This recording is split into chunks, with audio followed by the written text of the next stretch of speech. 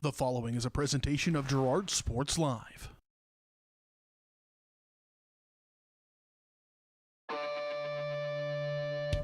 It's time for Girard High School Athletics on Girard Sports Live. Girard Sports Live is presented by Kraken, your community technology partner. Learn more at ckt.net. Also by Ag Choice of Epler, American Family Insurance, Jenny Collins Agency, Bradshaw Collision Repair, Call Service, Community National Bank and Trust, Derailed Commodity, Diskins Auto and Towing, DS Construction, Evans Motors, Farm Bureau Financial Services, Farmers Bank, Girard Medical Center, Hydrex Appliance, The Jagged Edge, GN Bank, Larrett Ceramics, Leah Smith Agency Farmers Insurance, Lehman Realty, Mathis Drug, McClellan Sanitation, Norris Advertising, Producers Cooperative Association, and Roto-Rooter. 5, 4, 3, 2, 1. It's time for Girard Sports Live.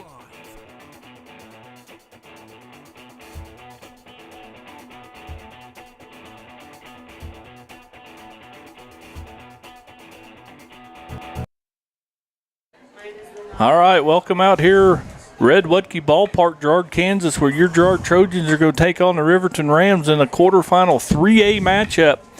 Girard Sports Live is presented by Kraken, your community technology partner. Don't get bit by slow speeds and high prices. Get Gigabit, the fastest internet in Southeast Kansas with Kraken. To learn more, go to ruralfiber.org or see everything Kraken has to offer at ckt.net. The pregame show is brought to you by Community National Bank and Trust, serving the area for over 30 years. Stop in soon and pick up your very own Girard Trojan instant issue mascot debit card. Community National Bank and Trust is a proud supporter of Girard schools. Learn more online at mybankcnb.com.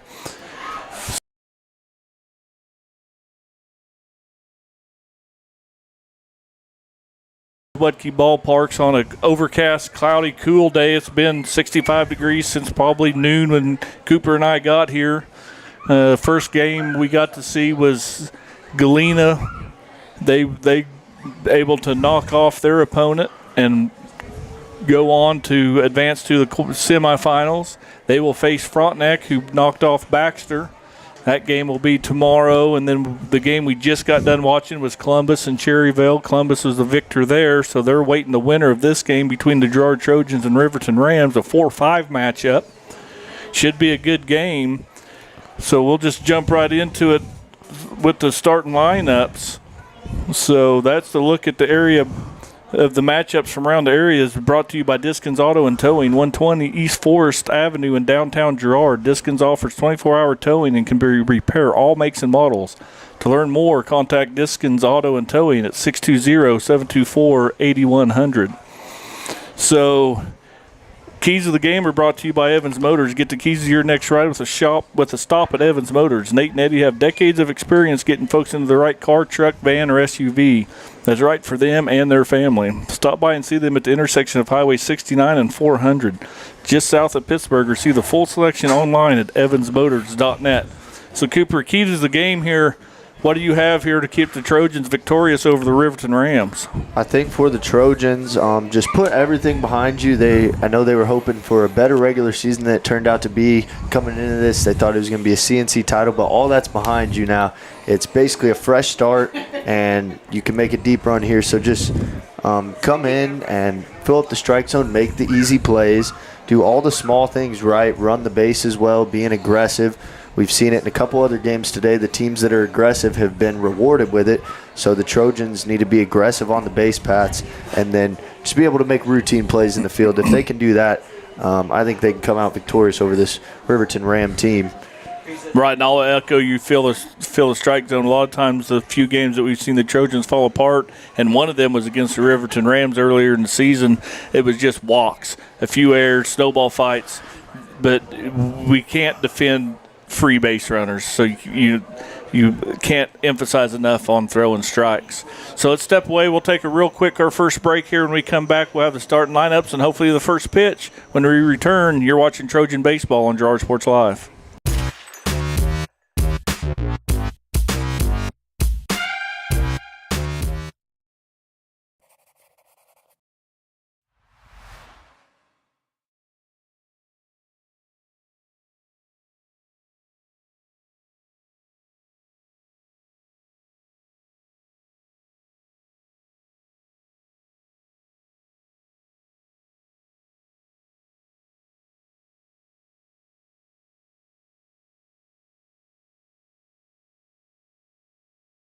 For years, James Brumback and Brumback Service Center have been keeping area residents on the road with high quality and fast service. Let's face it, none of us have time for a breakdown, so be sure to stop by Brumback's for preventative maintenance, oil changes, and tire repairs. Brumback's is also your place for new tires with a variety of quality brands to choose from. Brumback Service Center, 312 East St. John in Girard. Call 620-724-6770. Good luck, Trojans, from Brumback Service Center.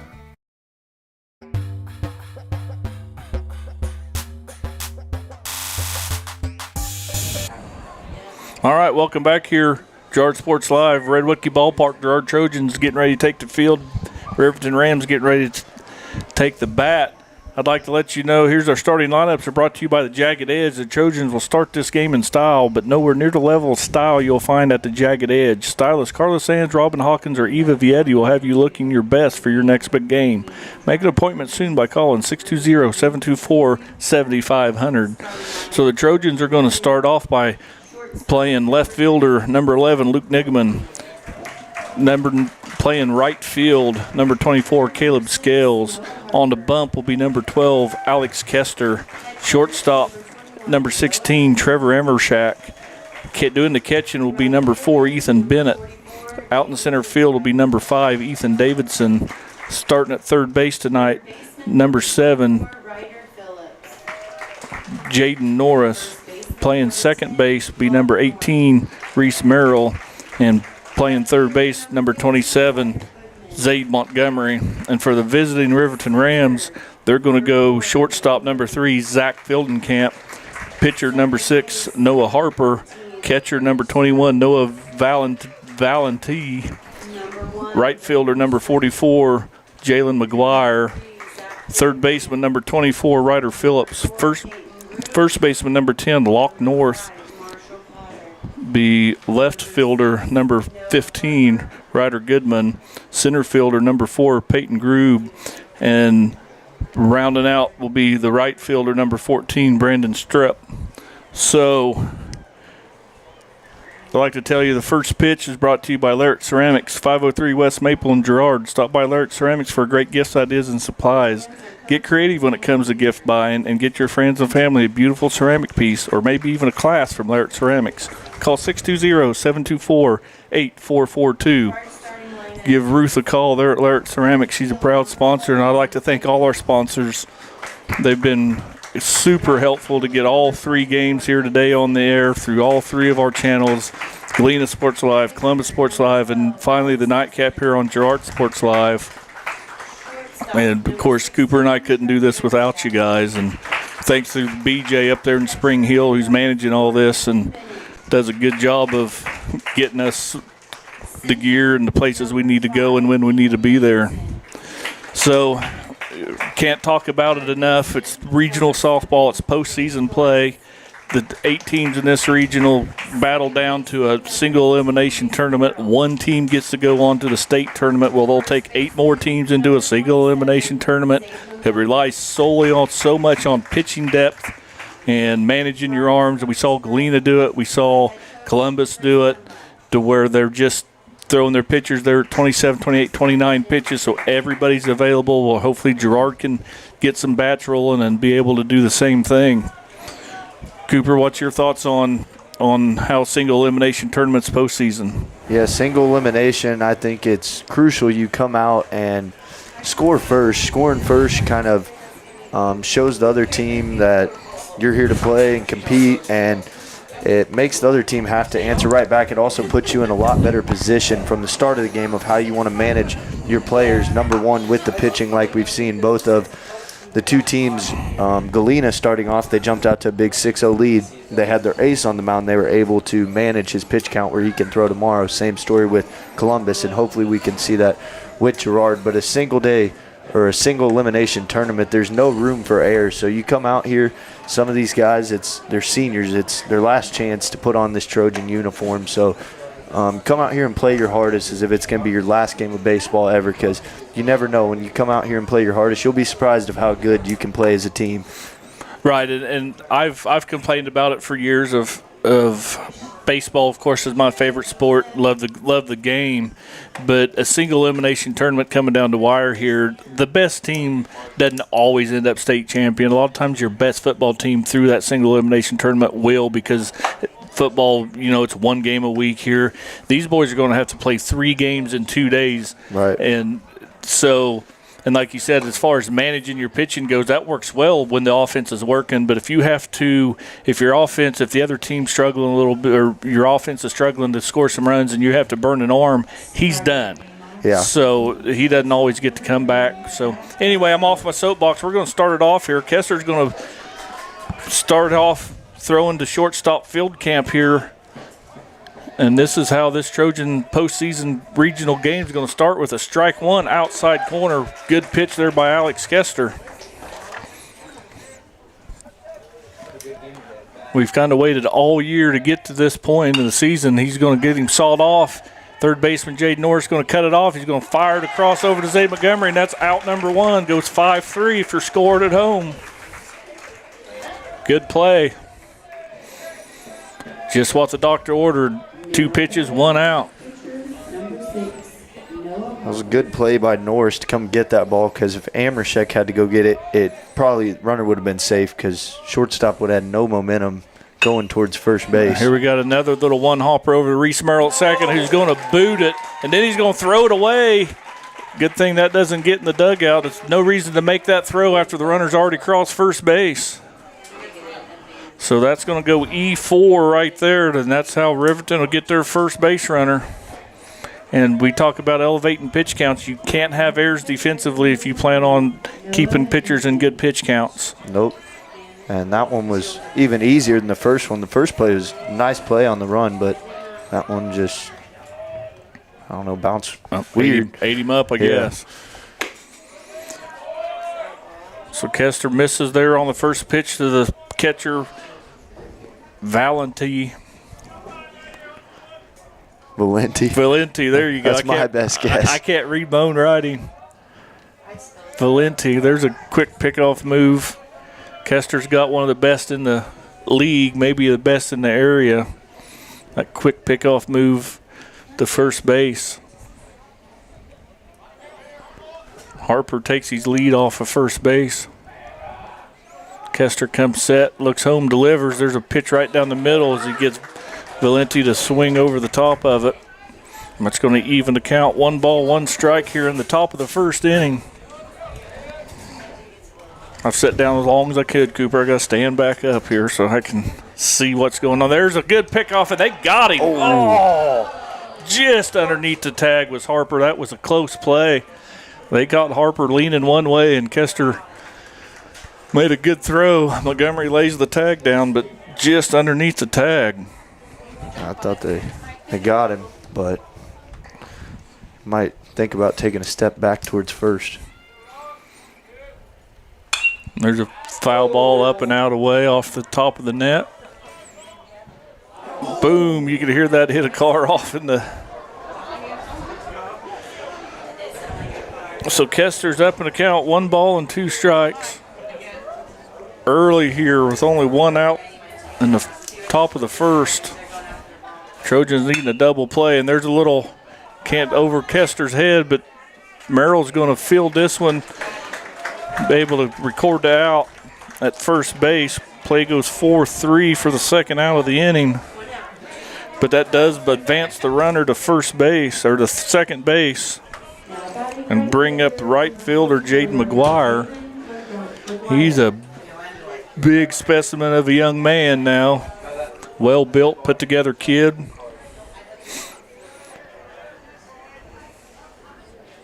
Bats on an open stance, upright. Kester's going to paint the inside corner. It's going to be tough to get one out of here today. The wind's picked up a little bit from the last game. It's blowing straight in from left center field, or maybe a little bit to the left. And that's going to bounce off a shin guard of Bennett. It's going to get away and allow the runner to advance to third. So we talk about the snowball. When the snowball falls off a mountain, Cooper, it's really little. And if you can grab it right then, it doesn't get anywhere. But if you just keep letting that thing roll down the hill, it gets great big and hard to stop. There's a good pitch. So Kester back into count, 1 ball and 2 strikes. And my analogy there is we let that base runner reach second or first base on an error, and then he takes third on a wild pitch, and so they could be out of this inning. It also goes for big innings. When you're playing here in regional baseball, you got one chance. You can't have those big innings because there's no getting those back, and sometimes that's all it takes for a team. And there's a little soft roller going to foul ball. Going to say it hit him off his foot. It's going to remain the count at 2 balls and 2 strikes. We got 2 outs. The runner at third base is Harper. Riverton's got their big right fielder, Jalen McGuire, their 4-hole hitter. Facing Trojan starting pitcher Alex Kester, who gets him to swing through that high fastball. Way to limit damage there, so that error turns out to be no factor. So that's how the Trojans in the first inning on a strikeout. We'll be back for the home half of the first when we return. You're watching Trojan Baseball on Girard Sports Live.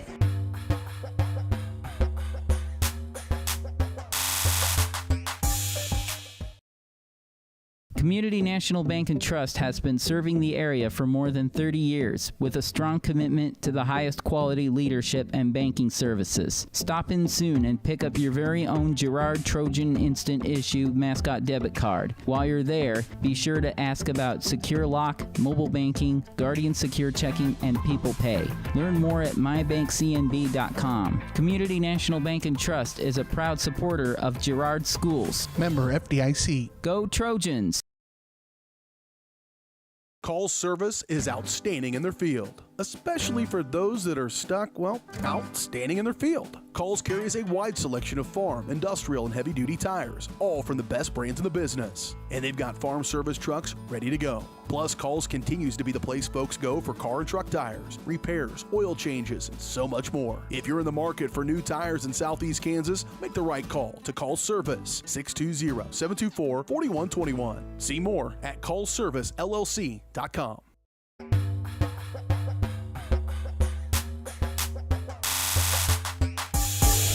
All right, welcome back here, Girard Sports Live fans. We're Red Wetke Ballpark, home of your Trojans, hosting this 3A regional in the 4th game of the night. They find themselves at bat in their home half of the first inning. They was able to stop the bleeding. Riverton was able to advance the runner to third base, but they couldn't get him across. So Trojans are going to bat, but the game's still tied. They're going to bring up Niggeman, Scales, Kester. If anybody gets on, Amershak. In that order. Looks like the catcher's got a pretty decent arm, quick feet right there. Pitcher was throwing a lot of strikes, Harper. Yeah, I saw him pitch earlier in the season against Galena, and he fills up the zone. So these Trojan hitters are going to have to step into the box ready to hit. So big left fielder Luke Niggeman's going to take the box, the leadoff hitter.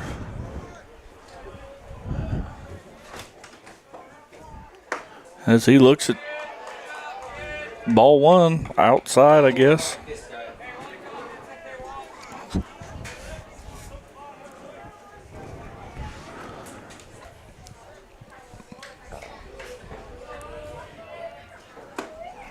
Same pitch, different result. There's strike 1.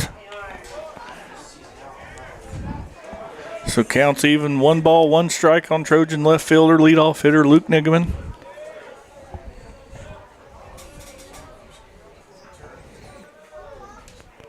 Pitch stays high and outside. So once we get through the first inning or so, I'd say all the nerves will be gone, don't you, Cooper? I mean, sometimes you get a little jitters here early in the game. Yeah, you don't know what the pitcher on each side has or how your team's going to come out. Once you get it out of the way. That's just 3, yeah. That's just 3 balls. Luke thought Luke's bad. Tried to get one over on the umpire. Yeah.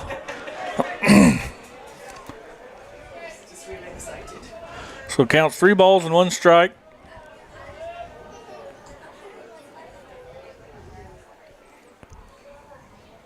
There's strike 2, full count.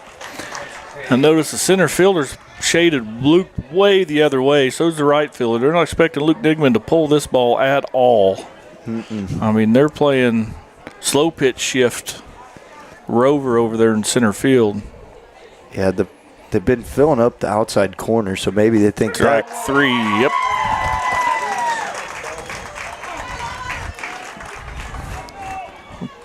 Luke never got the bat off his shoulder.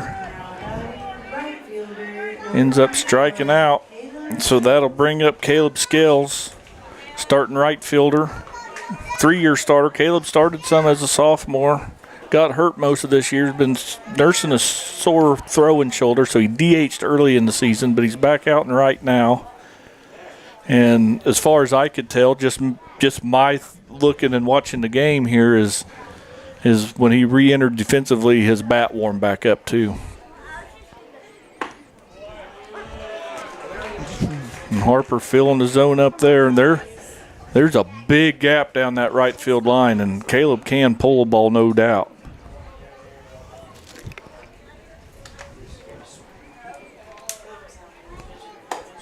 That misses outside, so count evens. 1 ball, 1 strike here early in the ball game. Still the bottom of the first inning, just 1 out.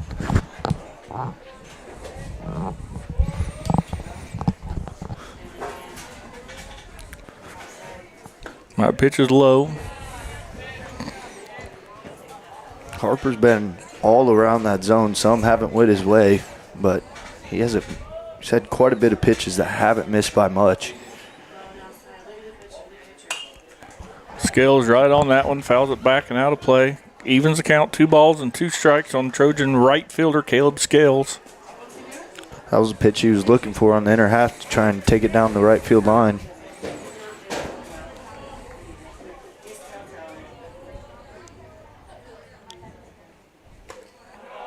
Good job by the catcher to block it. I can get on my soapbox a lot. The new style of catching. Catchers catch off a knee nowadays. They don't always just stay up on their toes. I don't know if you can catch it on the camera. Catcher will give a sign right here, then he'll drop down to a knee. Of course, he doesn't do it this pitch. Must be there. Caleb drills one straight away center field. It's going to hang up in the air, though. The center fielder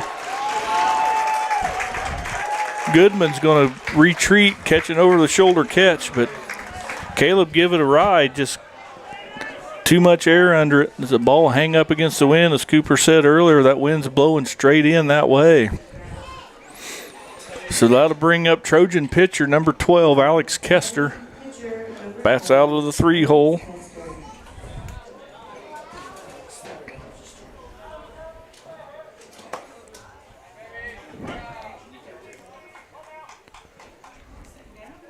He takes inside there. The ball scooted around by the umpire's feet for a minute.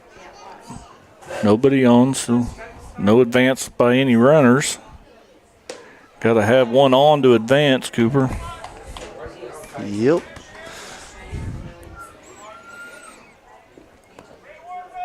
Still a big hole right field. Right fielder's playing, and reason he plays there, they're going to pitch it there as Kester gets one in the air, but it's going to get over everybody's head as Kester's going to get on his horse, and he's going to be on a stand-up triple as the ball gets back into the infield as Alex is able to hit it over the top of right fielder McGuire's head as it one hops the fence, stays in play. and Kester puts on a showcase of a little bit of a speed, give him a stand-up triple. So that'll bring up starting shortstop number 16, Trevor Amershak, with a runner at third with 2 outs. So both teams get a runner to third, but with 2 outs. We'll see if it's going to take a clean single to get Amershak to get Kester across. Trevor takes strike 1.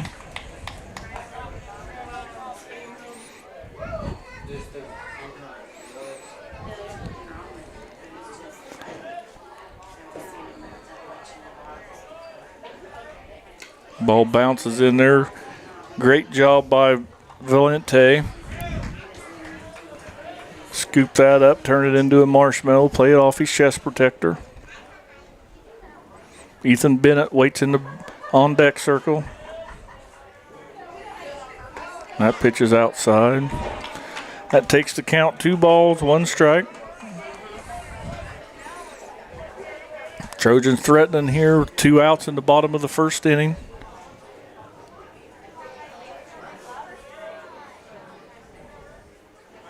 Ouch. Kester's going to slide in.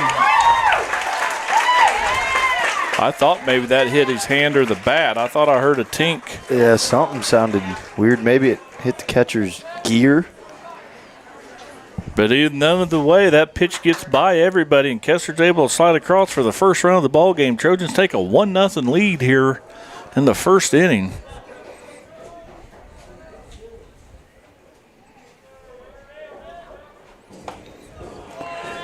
So Amershak able to draw a walk. So Riverton retires the first 2 Trojans, come up to plate, and then Kester with a deep triple to right center field, and Amershak with a walk. That's going to bring up their starting catcher, Ethan Bennett.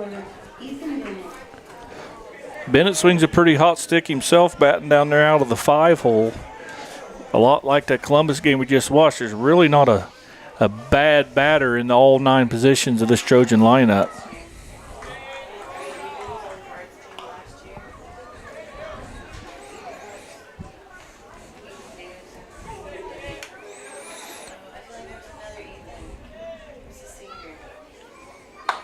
Pitch is way outside. Catcher does a good job of trying to bring it back in, but never was a strike.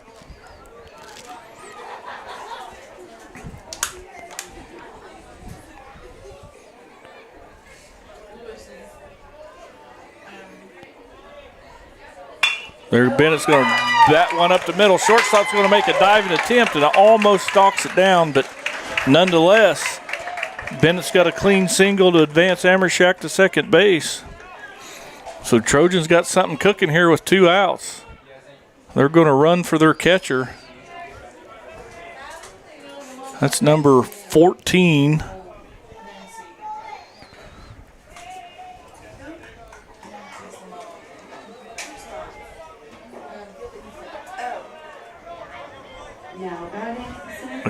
'14 is Jake Towner. Jake was a starter earlier in this year when Caleb was nursing that shoulder.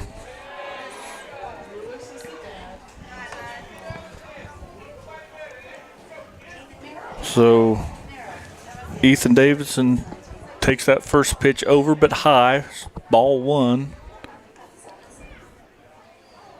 That one's outside, ball 2. So Cooper, real quick, Trojans get one on with an error, and Kester's still able to just get out of that inning with 13 pitches, but the Trojan batters here have worked the count deep enough where Harper's already thrown 25 and hasn't quite got out of the first yet. Yeah, a lot of the pitches have been thrown when there's 2 outs. I mean, all this started with 2 outs with the Kester triple to right center field, and they've been able to get 2 more base runners aboard. Hopefully they can keep it up here, but a good sign that the Trojan hitters are seeing quite a bit of pitches, working the pitch count up for Harper. Davidson a little behind on that fastball to evens the count. 2 balls, 2 strikes to the Trojan center fielder, number 5, Ethan Davidson. He bats with 2 on and 2 out here in the bottom of the first inning. Trojans take a 1-0 lead. That pitch is high, never was a strike. So that's going to load it up. So the base runners get an advantage of a head start right here. So any ball in the gap could possibly score both runners. Towner's got some speed over there at first base.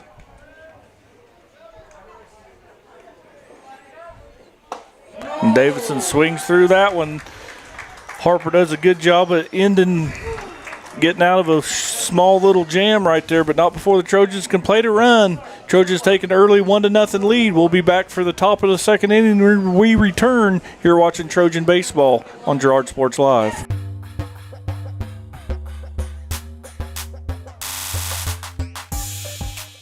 Hey, Mama. Now more than ever, Croccan is dedicated to helping keep families connected, workers to collaborate, students to learn, and businesses to continue to serve their customers, and even for doctors to treat their patients. Croccan's reliable high-speed fiber-to-the-home network means no buffering movies or grainy video conferences, no matter how many people are using it. Call or go online to sign up for the fastest and best internet in Southeast Kansas. Croccan. If you need to stay connected, you need Croccan.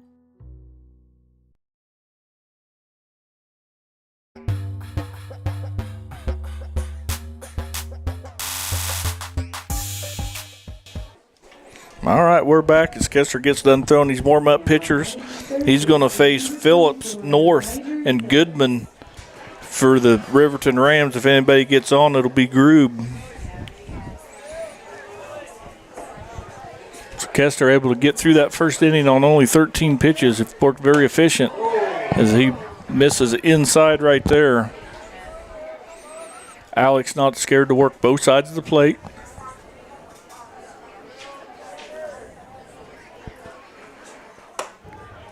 Trojan defense playing about as straight up as can be. Just typical, everybody in normal positions.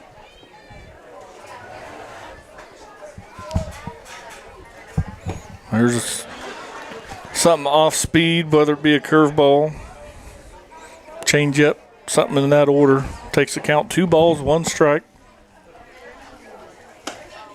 Just missed off the corner right there. 3 balls and 1 strike to the third baseman, Ryder Phillips of the Riverton Rams.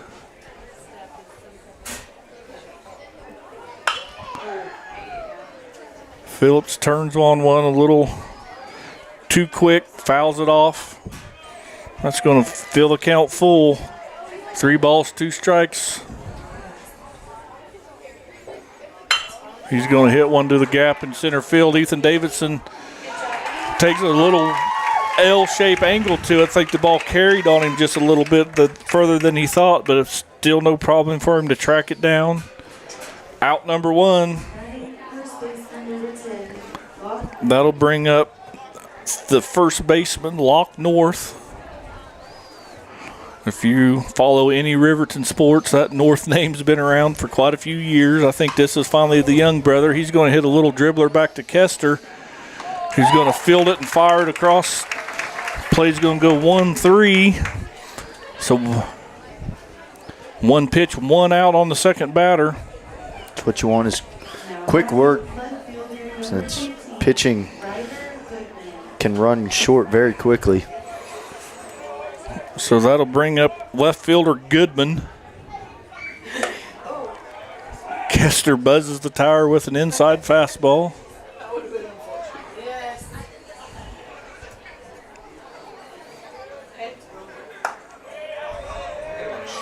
Just missed up and away there, so count quickly goes in the favor of the Rams batter. 2 balls, no strikes. Kester back in the zone there.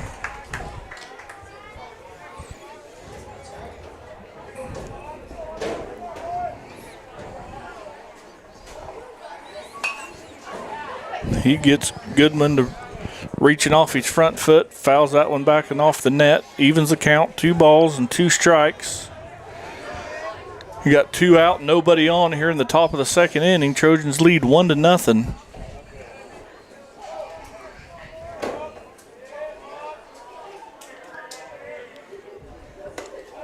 Just missed up. Another full count here. Base hit, ball 4, something happening right here. Foul tip squeezed by Bennett. That goes down as a strikeout. Rams go down 1-2-3 in the top of the second. We'll be back with the home half of the second when we return. You're watching Trojan Baseball on Girard Sports Live.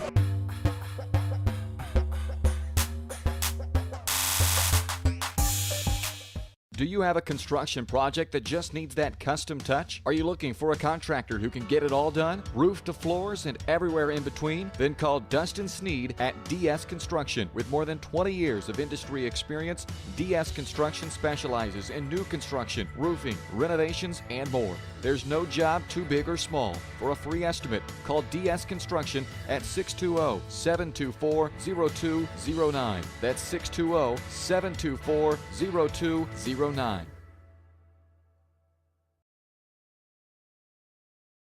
Farm Bureau is proud to support Girard High School student athletes. At Farm Bureau Financial Services, their #1 goal is to make insurance simple. Agents Judge Sasho, Lori Johnson, and Lisa Sasho take pride in educating their clients and members. There's a lot of information out there, and at Farm Bureau, they can explain it in a way that relates to you, so you can apply it to your life, family, farm, and future. To learn more, contact Judd, Lori, and Lisa at 620-724-4213. Go!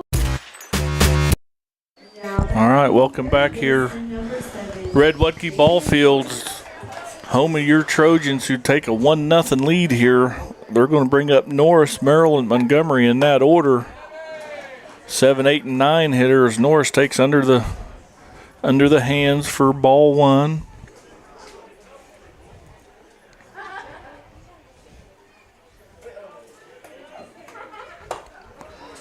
I think some of these Trojan hitters are maybe a touch too aggressive, as that pitch was high. As you saw Jaden tell himself, it's up, leave it up there. So the ones you want to hit a long way. That pitch is talked himself out of that. Good job, Jaden Norris, as he takes that pitch. 2 balls, 1 strike.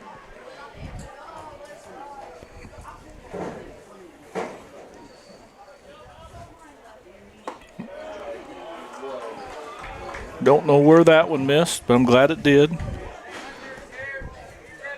3 balls, 1 strike here on the Trojan third baseman. Number 7 hitter, Jaden Norris. As he draws a leadoff walk. And that is always a good start when you can get your leadoff batter on. So that'll bring up Reese Merrill playing second base for the Trojans tonight. And I'm not so sure I wouldn't either try a straight steal, a hit and run, a bunt. You got to get something going on here. Norris does not have a very big lead at all.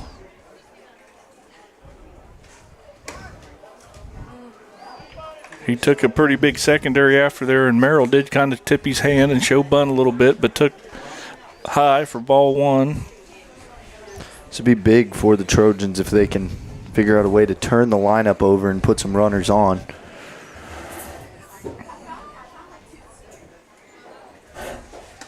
That pitch is outside. Ball 2 is Merrill showing bunt as well. And straight sacrifice bunt here. 2 balls, no strikes on the Trojan second baseman, Reese Merrill. And you're right, as a coach, man, you draw this lineup and you just dream of this bottom half getting on and bringing that back to your top half. Right. Coach takes the bunt sign off, and Merrill swings through probably ball 3 right there. But I always thought as a player, if you're batting in the bottom part of the lineup, some of the pitchers don't take you to be good, so you just get fastballs and you can go up there ready first pitch and rope a fastball. Norris with a tremendous jump right there, able to steal second base no problem. As the pitch come in as ball 3, so Merrill's ahead in the count, 3 balls and 1 strike. Norris now at second base. Good to see the Trojans moving some base runners.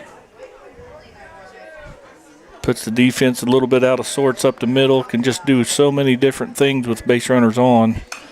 Merrill right on that pitch, fouls it straight back. Good swing right there by Reese Merrill. Reese has a nice little compact swing. Hits the ball all over the ballpark.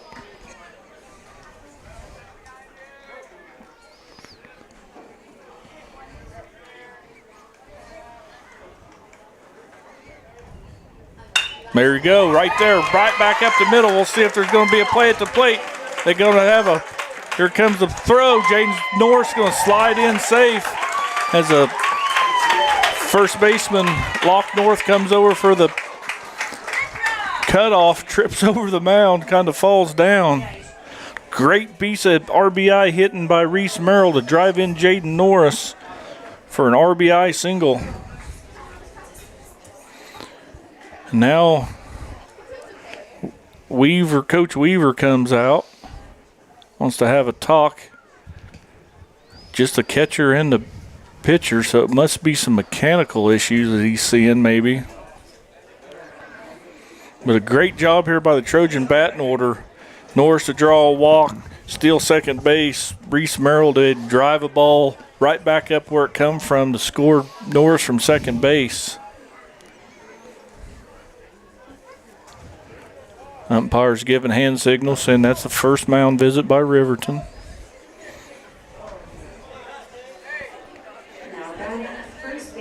So Trojans able to score a run in the first and score one here early in the second with nobody out. That'll bring up their big left-handed hitting first baseman, Zade Montgomery.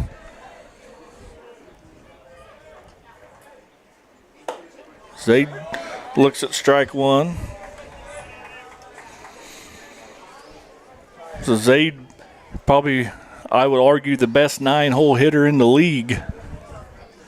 Brings some big power, seems to always find his way on base.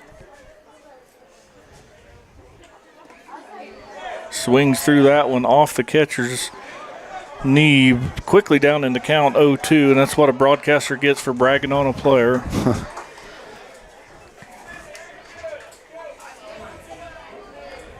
Really nice crowd out here at Red Wetke Ballpark tonight to see this final nightcap game. About what was it, 7:30? Yeah, somewhere around there. Yeah. It was a late start. Zade all over that fastball. Fouls it straight back, but the count's going to remain no balls and 2 strikes. And with Zade batting out of the 9-hole as a left-hander, that puts 3 lefties in a row for the Trojans in this batting order. 9-1-2, all bat from the left side. There goes Zade. Hits a high chopper over to third. They're going to play it to second. Everybody's going to be safe. As the second baseman could not handle the throw coming in from the third baseman. So we'll have to score that a fielder's choice for Montgomery. But there again, doesn't show as a hit in the statistics, but he's always on base. Yeah, that's all you can ask for. Just find any way to get on base. It doesn't matter about stats here in the postseason.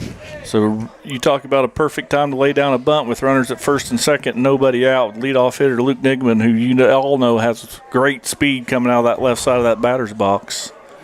Third base playing behind the bag.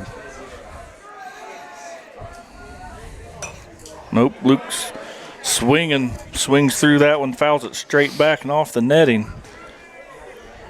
And that's why I'm in the broadcast booth and not standing in that third base coaching box, Cooper. There you go. But now it starts to come into play. If Girard can add even more runs than they have, then you start to think about, do I put Kester back out there or not? Nigman chases a curveball in the dirt. Here he goes from last at bat with the bat on his shoulder, works the count full, ends up striking out, looking to swing in the first 2 pitches he sees here. He's wanting to be aggressive, score a run, move some runners, do his job.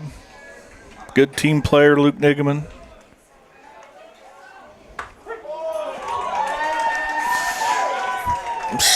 Gets caught outside corner. That's just the first out of the inning.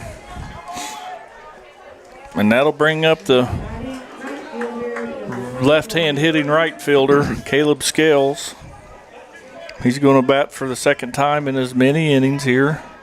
He's got runners at First and second, one out. Trojans already got one in.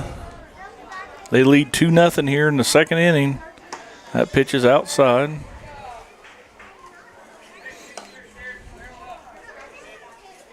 Looks like there's some people going to the bullpen over there down the Trojan. I can't see in the bullpen, but I can see them leave the dugout walking that way. That pitch is going to be in there for a strike to Scales. The count's going to go even. 1 ball, 1 strike. Maybe we can talk to someone and get us a camera. Yeah. So we know who's warming up out there in the bullpen.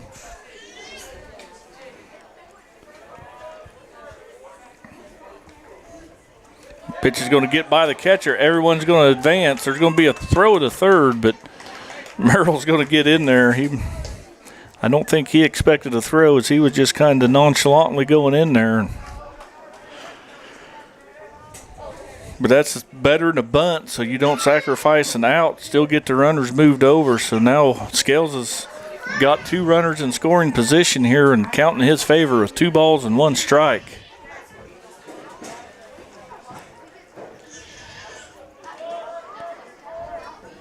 That pitch is outside and low.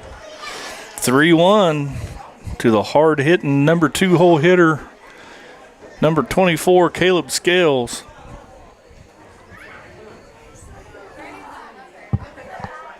He drove one deep center field his first time up. That's high. He's going to load the bases with a walk. Like to see base runners, but sometimes your big sticks, you want to see them swinging the bat, but you pass the baton down to the guy that hit a stand-up triple his last at bat with the bases loaded. Yeah, this is a perfect situation for exactly the hitter Trojans want to have at the plate. Still a runner at third, less than 2 outs, so he can score a run here without the benefit of a hit, a sac fly. Anything can maybe get this runner across. The pitch is down. It's over but low.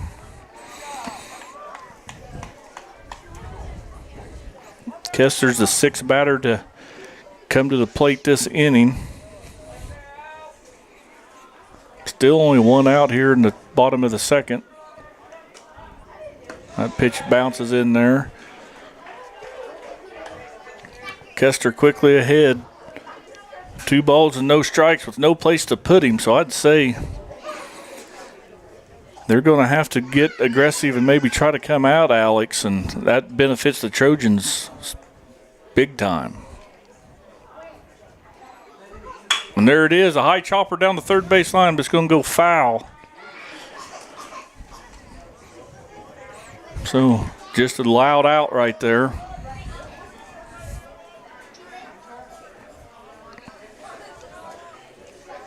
Alex didn't quite get that one squared up.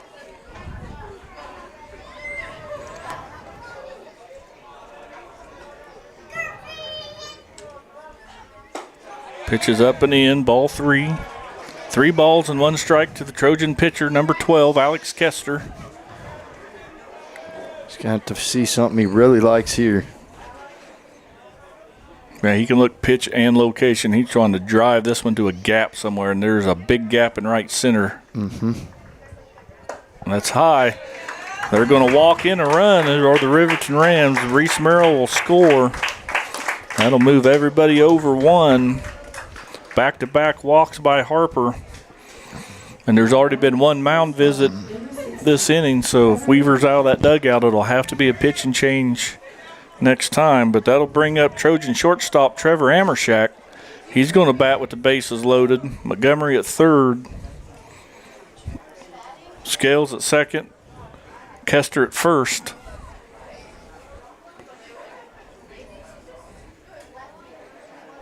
That pitch curveball stays high and outside. Big chance right here, like you said. If Trojans can bust this open, they've got a 3-0 lead now, but if you can bust this open to score 3 or 4 more, you can maybe put Kester on the slide and just keep him for relief if you need him later. Right. Last swing was a swing to make it 7-0. Amershak was trying to get all of that one. There he goes. He's going to get through. That's going to score at least one, if not two. Scales is going to score easy from second base. Amersack's going to have a 2 RBI single as it gets by the first baseman. So Montgomery's going to score. Scales is going to score from second base. Kester moves to second. So the Trojans, what we was talking about, have plated 4 runs this inning, and there's still only 1 out and still 2 on here for the 8th batter to bat, Ethan Bennett, Trojan catcher, who hit a ripping single up the middle his last time up.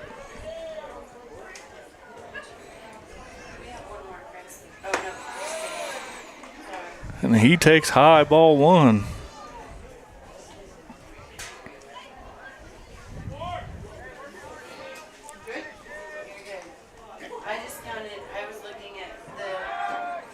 Nobody covering as Harper steps off the back of them. Gives a check on Kester over there at second base. Hey, look at the pitch counts, how different they are through 2 innings. Harper already has 60 pitches, and he's only 1 1/3 through this inning. Trojans keep doing what they're doing. They can knock him out early. I haven't seen Riverton play a lot. I don't know how deep pitching they go.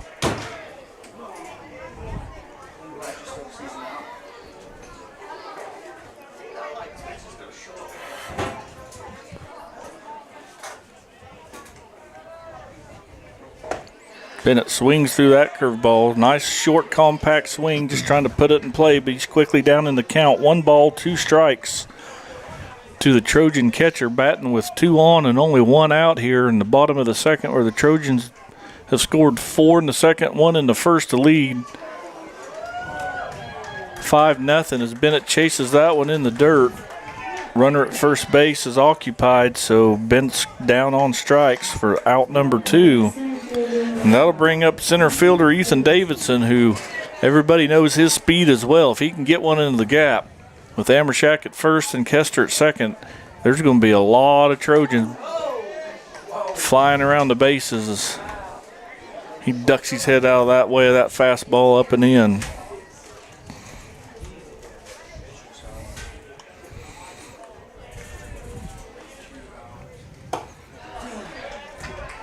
Davidson behind that fastball just a little bit.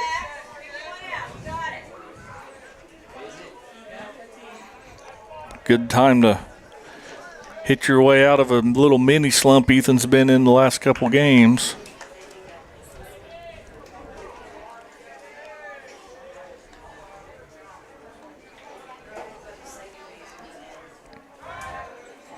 There again, Harper stepping off the back, no one covering. Just try to keep Kester close. With 2 outs, he can get a big jump here. Kester's speed could probably score from a routine single. As Davidson swings and misses again. Harper's coming right at Ethan. Finds himself in a hole. 1 ball, 2 strikes.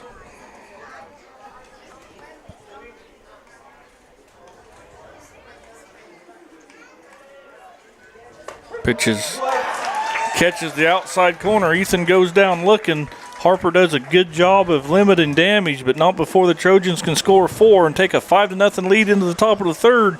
You'll have a Rams batting when we return. You're watching Trojan Baseball on Girard Sports Live. You've enjoyed life. Over the years, your community has become your passion, something you hope future generations get to experience, just as you have. That's why the Girard Area Community Foundation has worked hard to help fulfill charitable goals and inspire generosity, meeting the needs of the communities they serve. Creating a legacy fund with GACF ensures what you leave behind is an effective and lasting improvement in the community you love so dearly. Make plans to visit GirardAreaFoundation.com, preserving traditions for those who follow.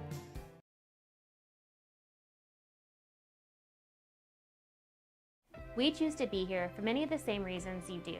Small communities, honest, hardworking people, doing good for those around you.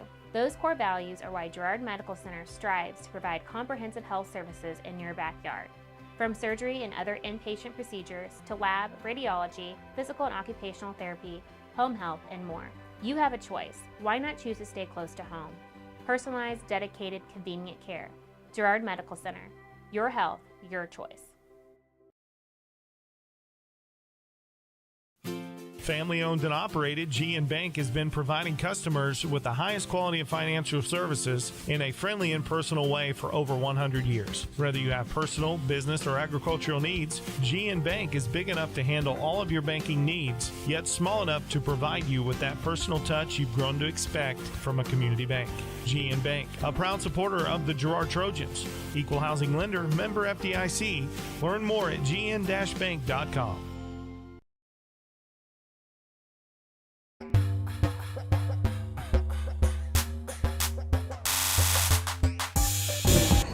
All right, welcome back out here to Red Wutke Ballparks. Trojans lead 5-0. We have a pitching change here. Sophomore Weston Bruning's going to come take the bump.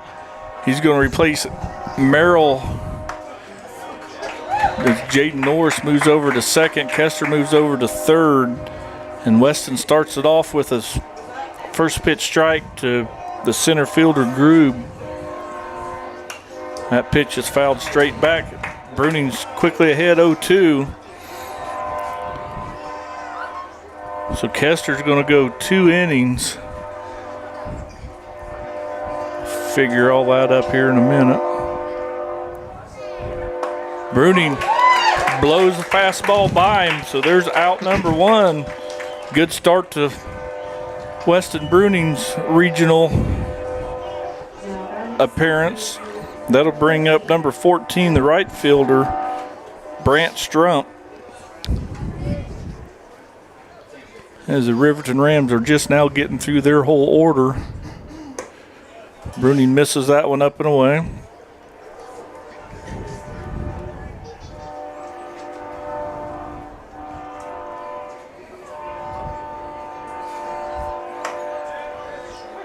Just the benefit of that outside corner call right there.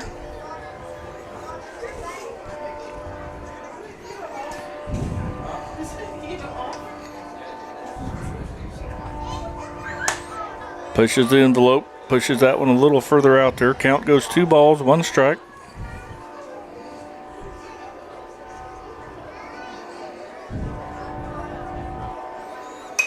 Gets that one in on his hands, get him to foul it off. Evens the count, 2-2.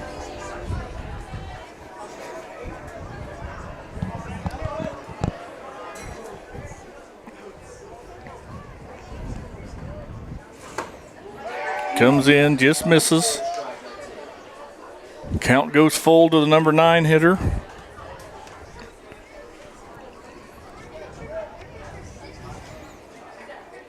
And he lost him. So Strupp works a walk. That's the second base runner Riverton's had. That's going to roll their order back to the top. That'll bring up Zach Fieldcamp, their shortstop. He grounded out to third on that good play by Norris to start the game. There's a little pickoff play to first.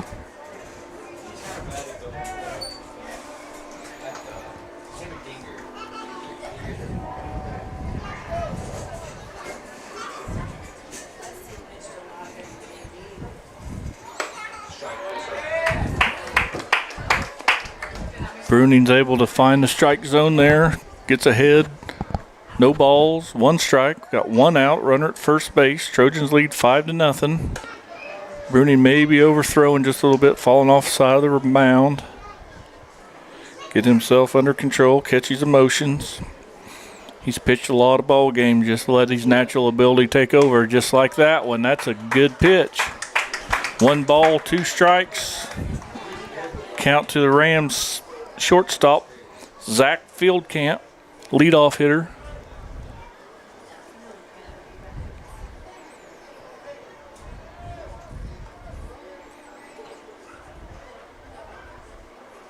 Gets jammed up, fouls it off over towards the first base dugout, out of play. Count remains 1 ball, 2 strikes.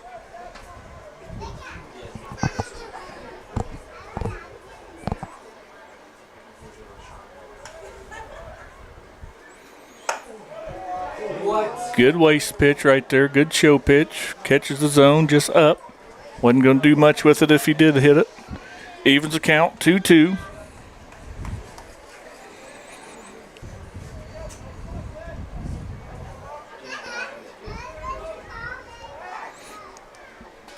Bruning steps off. Runner at first is Strupp for the Riverton Rams. When that ball gets by Bennett, goes all the way to the screen. That's going to advance the runner to second base and go back to another full count here.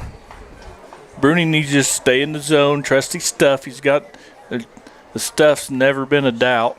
Command can be an issue as he throws another fastball. Field camp fouls it off.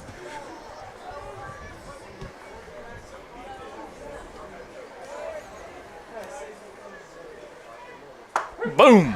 Got him. There's strike 2. Or second strikeout. Caught field camp looking on a beautiful inside fastball by Weston Bruning. And that was a big strikeout with the heart of the order coming up. You're going to work through 2, 3, 4, but instead you have 2 outs. We got a runner at second base, which is Strupp. He's on by a walk. Bruning struck out 2 so far this inning. That's going to bring up their pitcher, Harper. They got him. They tried to steal. Yep, Strupp tries to steal third. Bennett guns him down. Kessler applies the tag. So Harper will lead back off when it's Rams' turn to bat. But next will be the Trojans in the home half of the third. They're leading 5-0. You're watching 3A quarterfinal regional baseball on Girard Sports Live. Hydrix, your dependable independent. Depend on us for service, for selection, for price. Get huge Samsung savings. Leave notes, sync calendars, and display your photos on the new Samsung Family Hub refrigerator. Plus, get free same-day delivery. Why shop for appliances where the motto is do it yourself when you can depend on the know-how of people who live appliances every day? The only thing better than our price is our service. Hydrix, Fort Scott, and Girard. If you're in the market to buy or sell a house, land, or commercial space, look no further than Lehman Realty. Locally owned and operated, Jason Lehman and his staff are ready to meet the needs of every client. When it comes to your listing, you can trust that Lehman Realty will take the time to get to know you and your property. Lehman Realty is a proud supporter of Girard Trojan Athletics. Learn more at www.lehmanrealty.net or call Jason at 620-724-8020.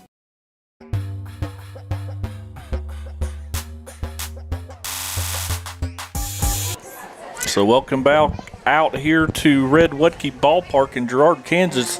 Your hometown Trojans lead at 5-0 here in the bottom of the third as they batted around last inning. So Jaden Norris will start off this inning as well. He reached by a walk last time up, and he takes low ball 1.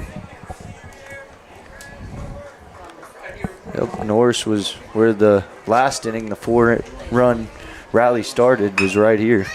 And he's going to shoot this one deep into the 3. And he's going to be out. I don't know. He tries to slide his way in there to first. But good. Ball wasn't hit very hard. Second baseman, that's got to be Strupp as the second baseman because McGuire's playing right. He did a good job of getting to that ball. So Norris goes down 4-3. That'll bring up Reese Merrill. Reese fouls one back. Hopefully it's out of play, and it is. Like I say, Merrill's got that nice little sweet compact swing. Hits the ball all over the ballpark.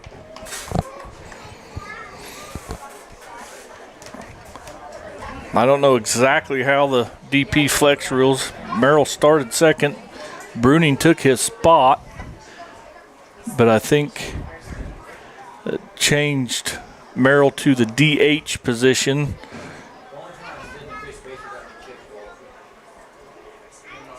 That's a tricky DP flex rule that I don't understand it, but because there's only 9 players listed on their lineup.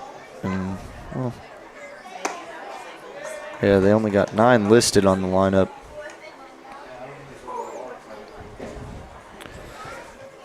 But you can't change your batting order, so Merrill maintains his 8th spot in the batting order but moves to the DH position that lets Bruning come in and pitch.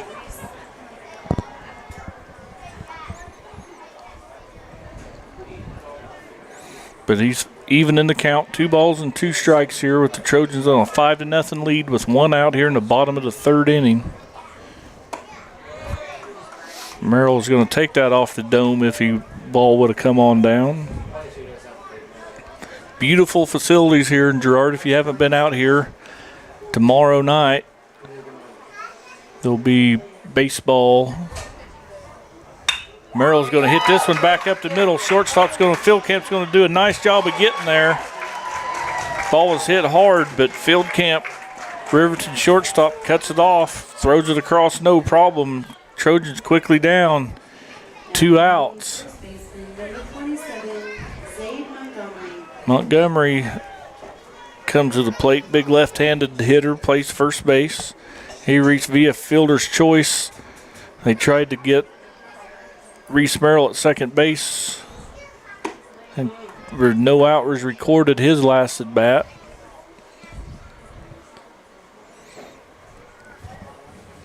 He takes over but low on the first pitch. He's going to roll his hands over. He's going to hit a little 3-hopper to the second baseman, who fires it across the first for the 3rd out of the inning. Trojans go down quietly in the 3rd. They go down 1-2-3, but they're still up 5-0. Rams are going to come to bat in the top of the 4th when we return. You're watching Trojan Baseball on Girard Sports Live.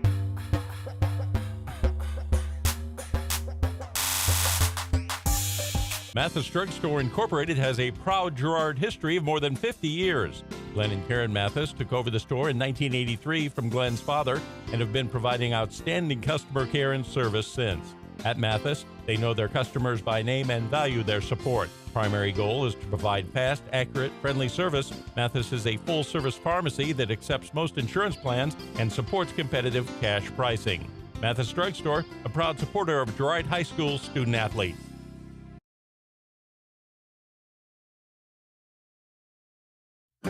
A partner in your fields and in your success. That's what you get with Murphy Seed. Channel seedsman Matt Murphy knows your fields and can recommend the elite seed products designed to perform in your area, maximizing the profitability of every acre. With Murphy Seed, you'll get year-round, hands-on, customized service. To learn more, call Murphy Seed at 620-249-6419. Your partner at every stage. Matt Murphy and Murphy Seed.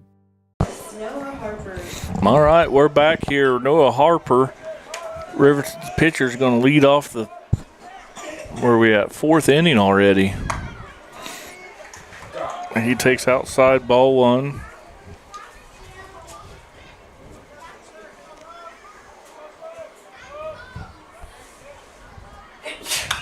And ball's popped straight up in the air. Someone needs to take charge, call somebody off. And Bruning comes in and makes the catch. It wasn't pretty. No. But it was effective. I thought he was going to drop it, but I think he was looking around like, someone please call me off of this. I was waiting for the catcher to go out there and get it. Somebody wants the ball hit to him. When you're on defense, every time that pitcher releases a ball, you should think, please hit it to me. As Bruning overthrows that fastball, misses way outside. It brings up the 3-hole hitter catcher for Riverton. Does he hit from both sides of the plate? I don't think so. I thought he hit from the left side his first at bat. Did he? I think so. I think he switched hits. That's pretty rare in this area at this age. Yeah. He's going to hit this one off the end of the bat. Norris is going to round it, field it no problem, fired across over to Montgomery for the out. And the Rams quickly go get the first 2 outs. They want to check that ball. That ball sounded funny, but it was just hit off the end of the bat. So that brings up the big strapping 4-hole hitter right fielder, Jalen McGuire, monster of a man.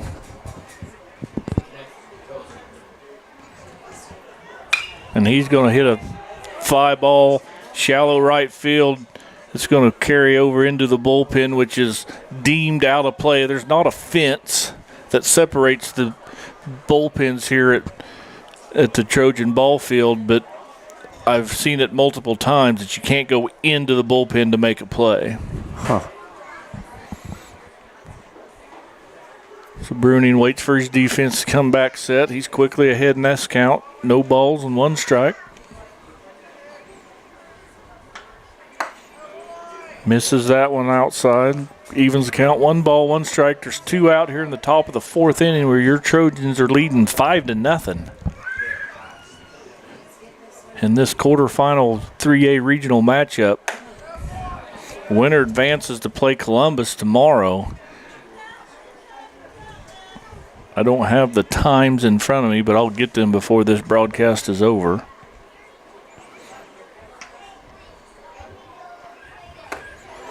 Bruning a good job there. Evens the count. 2 balls, 2 strikes.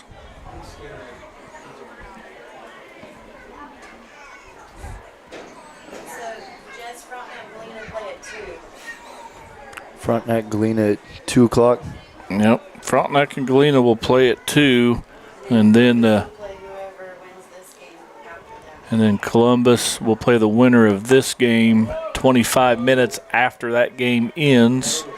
And then I think there'll be another 25 minutes, and there'll be the championship game. So Bruning misses on that pitch. It goes full count here on the big right fielder. And they gets him to foul tip it into the catcher's glove. Bruning's thrown 2 innings. Riverton still haven't run across the plate yet. Trojans lead 5-0. We'll be back for the home half of the 4th when we return. You're watching Trojan Baseball on Girard Sports Live.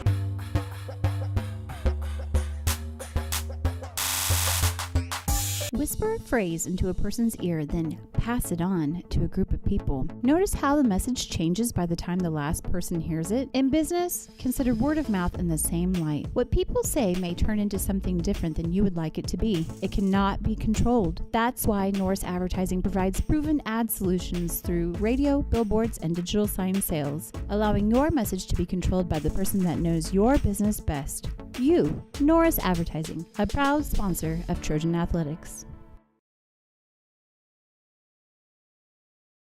Whether you're trying to make the most of the next harvest, navigating a changing business landscape, or planning for the next chapter in your life, the professionals at Prime Accounting Solutions are here to help. With 10 locations, Prime Accounting offers convenient, friendly accounting and tax services at a fair price. Payroll, bookkeeping, business planning, personal tax filing, and more. And now Prime is the place to go for insurance. Trojan fans can find us at 408B North Grand in Pittsburgh or call 620-232-7305. To find a location near you, go to primeaccounting.net.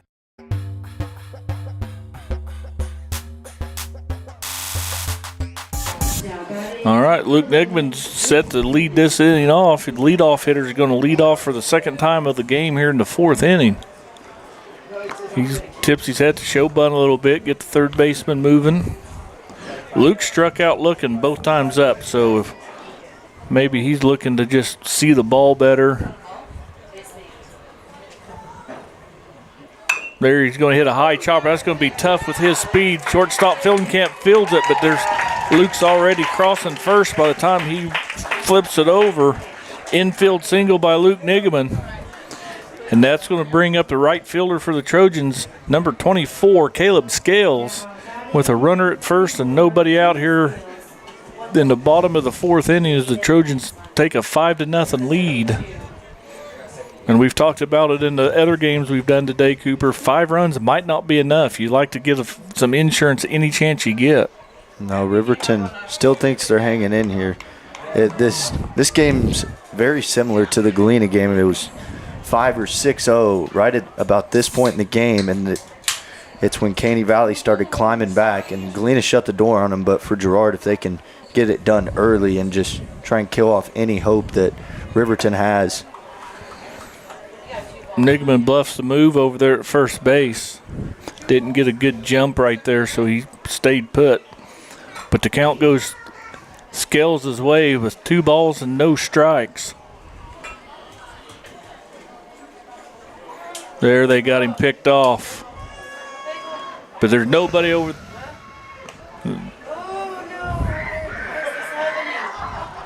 Yeah, Luke was dead to right. Luke trying to time that move to the plate and just was a step early. Just about anytime you can make a pickle, make 3 or 4 throws, sometimes the advantage goes back to the base runner. But Riverton did a good job there of just playing catch and able to tag out Luke Nigman.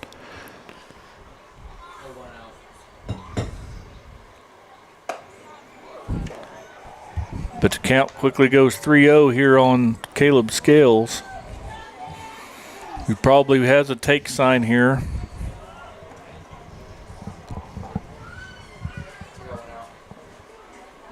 Yep, as he takes maybe the best pitch he's seen yet. Now he can try to zone up another pitch. And there it is, and he shoots it foul, takes the count full, and that's where I've had many of arguments in my lifetime over taking pitches 3-0 or not taking pitches. I understand the concept, but sometimes you just want to hit so bad. Right. And now you're at the mercy of 2-strike hitting in the protect zone. Caleb fouls that one off. Count still full to the Trojan right fielder. Harper shaking some signs off. Nods, finds the one he likes, comes set, steps and fires. Caleb's going to hit a little soft liner. It's going to fall in there in front of the left fielder. That pickoff play looms big now. There's a clean single for Caleb Scales. And that'll bring up Alex Kester with 1 out and a runner at first base. Trojans still lead 5-0 here in the bottom of the 4th inning, still fairly early. Not quite halfway through. I guess we are. This would be the halfway point. Right. Pitch is taken outside, ball 1. Now the 3rd time through the lineup, the first 2 batters had some success, even though they got in a pickle, but they've seen a lot of pitches out of Harper's hand. Kester's going to sky this one a mile high, and it'll drift way back and out of play. That evens the count. 1 ball, 1 strike. Here in this 3A regional quarterfinal matchup between the Girard Trojans and the Riverton Rams, the 4-5 seed coming into this tournament. I mean, they're record-wise fairly evenly matched. I'm a homer. I think the Trojans have the advantage, but we could be playing the 29 Yankees, and I might give the advantage to the Trojans. I'm that big of a homer. I do love my Girard Trojans, no doubt about that. Pickoff play at first. Scales back, no problem.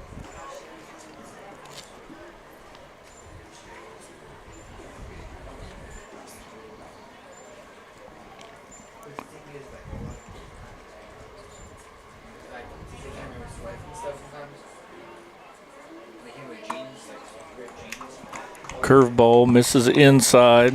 Takes the count 2 balls, 1 strike to the Trojan 3-hole hitter.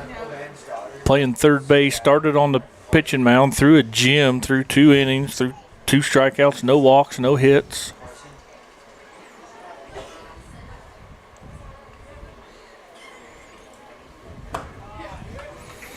Caleb Scales has everybody's attention over there, bluffing moves, has Harper maybe looking out of both corners of his eyes. Advantage Kester here with 3 ball and 1 strike. He can look pitch and location, try to find something to drive. He's already had a stand-up triple in this game. That ball bounces in the dirt. Kester draws another walk. That's second walk. So he's hit a triple and 2 walks and scored a run. So that'll bring up shortstop Trevor Amershak, and that's probably going to do it for Harper as Weaver comes on out of the dugout here and hasn't made a call yet. There he asks for the baseball, gives him the pat on the butt. Harper's going to, looks like he's going to leave the field.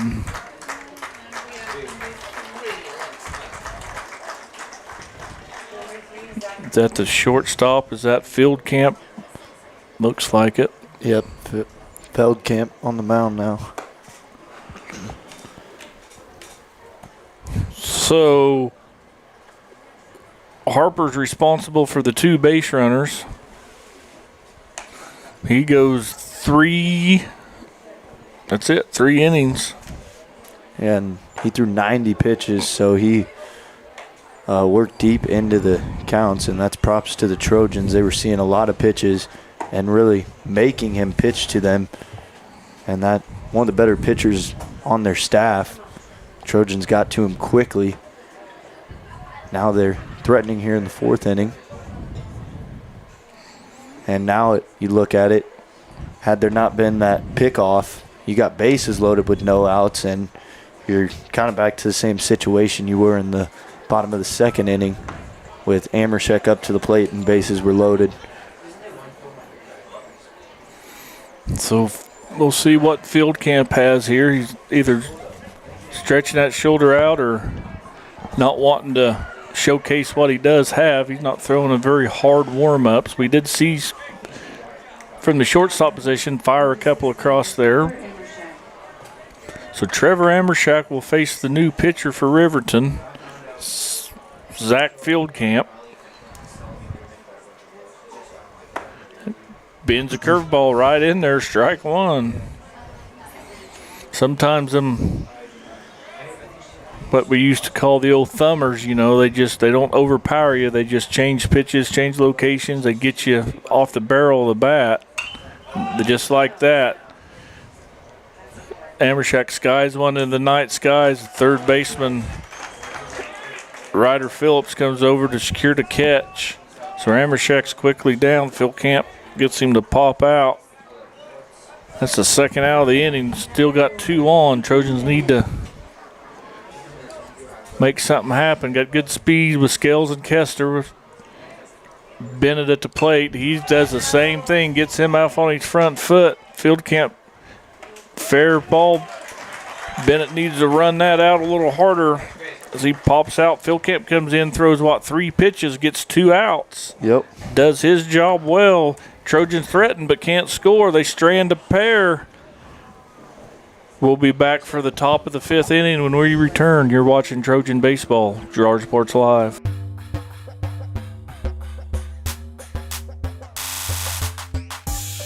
The Producers Co-op Farm Store is committed to making your life easier by supplying you with the things you need for your farm and home. As always, the Producers Co-op Farm Store has a great selection of farm and ranch supplies, including pet supplies, ranch and corral building supplies and equipment, automatic waterers and feed bunks, tack, dog food, pet and animal health supplies, workwear, boots, and much, much more. Come in and check out the great deals on lots of new merchandise as well. Proudly serving Girard and the surrounding area, and proud to support the Girard Trojans. Roto-Rooter is proud to serve Girard and the surrounding area, offering sewer and drain cleaning, as well as septic and grease trap pumping 24 hours a day, 7 days a week. From toilet clogs to video inspections, sewer line repairs to complete replacements. To make an appointment, call 620-231-5630. Roto-Rooter is now owned by GHS alum Braden Peak and GMS teacher Heather Peak, and they are proud to support the Trojans. Roto-Rooter, 620-231-5630. See their ad in names and numbers.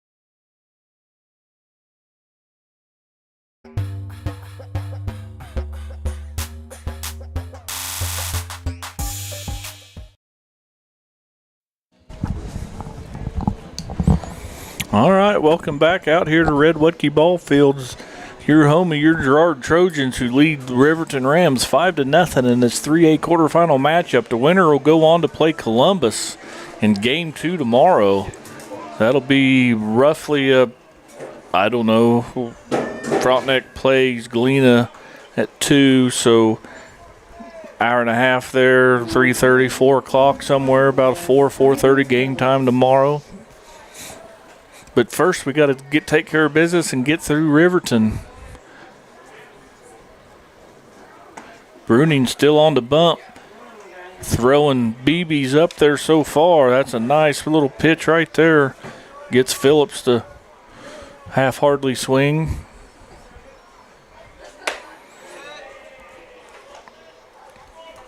Evens the count, 1 ball, 1 strike.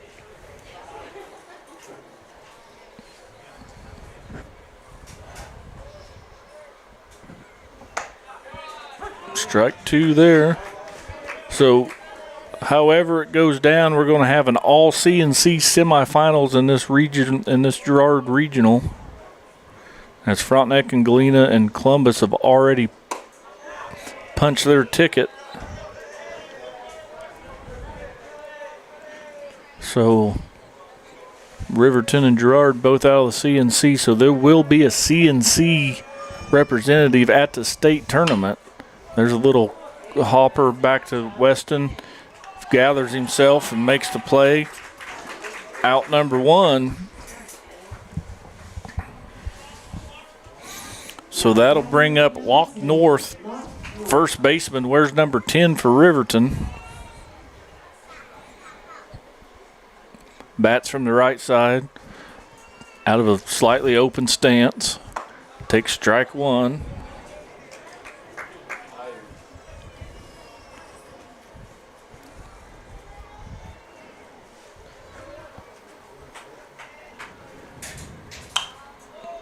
Bruning quickly ahead in the count. No balls, 2 strikes as North fouls that one. Backing out of play.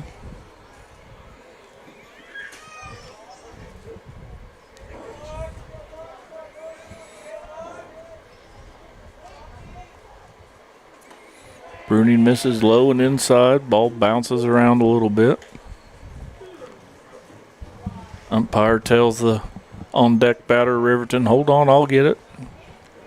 Riverton's batter says, that's good. I wasn't planning on it. There's a ball hit to the right center gap. That's going to get down and all the way to the fence. Davidson's going to track it to the fence. He's got a cannon lot. North's got some speed, but they hold him to a double. Good bit of hitting there by Locke North. So Riverton here trying to get something going with 1 out here in the 5th inning. Trojans started out on fire. They score 1 in the first and 2 and 4 runs in the second, but they've been held scoreless since. Riverton's had a base runner in 3 out of 4 innings, but they have yet to score 1. But here's maybe their best chance with a runner at second and 1 out. Goodman's going to pop 1 out of play. Montgomery runs out of real estate as he hits the fence.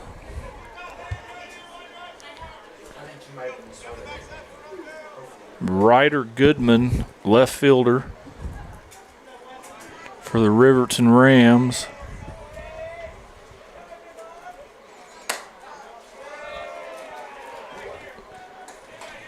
Evens the count.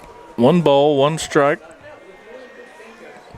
Runner at second base is Locke North, who just hit a double to the right center field gap. Just missed.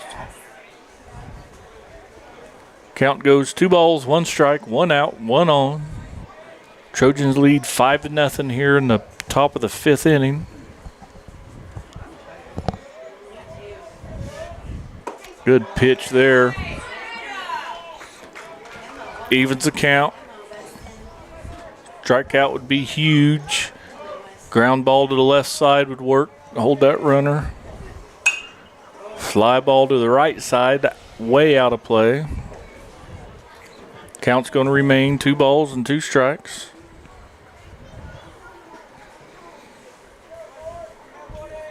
On the number 7 hitter,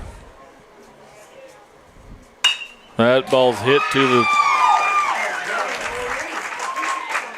Nigman's going to have a little bit of trouble gathering it up, but Goodman's going to hit a single, going to advance north to third. So we've got runners at the corner and only one out here and just a 5-run lead. And here's the thing you start worrying about. Depth of the Trojan pitching staff. You don't know how deep they are.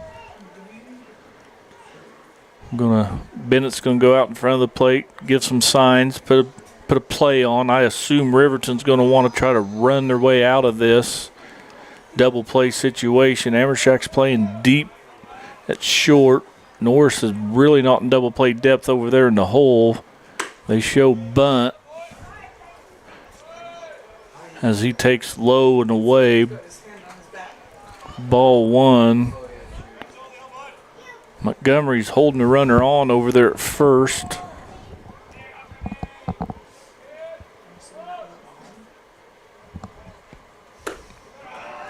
Bruning misses another one here. Kester's crashing in from third. 5-run lead here, Cooper. If they want to bunt it, I might just want to try to get an out. Let's concede or try to trade 1 run for an out here to stop the big inning from happening. Yeah, and there's the bunt. It's going to get by everybody. Everybody's going to be safe. That was a well-placed bunt single right there. It's going to score the first run from Riverton. And it's going to put runners at first and second. Still only 1 out. That was more like a bunt for a single. I mean, you couldn't put it in much better spot. Now we're going to pull the corners in here at first base. Foul ball, another bunt attempt by the number 9 hitter, number 14, Brant Strupp.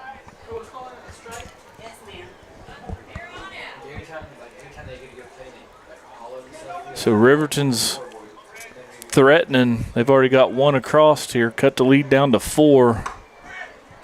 They got another stolen base. No one covering second, but there's the second out of the inning on a caught stealing. And that's twice now they've been gunned down at third base, Cooper. Yeah, and both plays weren't even close. But that time, that one was a lot more important because Riverton was starting to build momentum and there was 1 out. But now that kind of kills it, and Girard can get out of here with very little harm.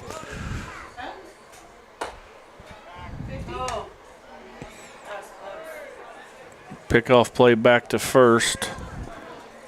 Everybody's back safely, and you're 100% right. You're just very possible Coach Weaver just ran himself out of a big inning right there. Yeah, I mean, they're about to turn the lineup over after this. So that could be something that's talked about at the end of this game if it comes down to a 1 or 2 run game.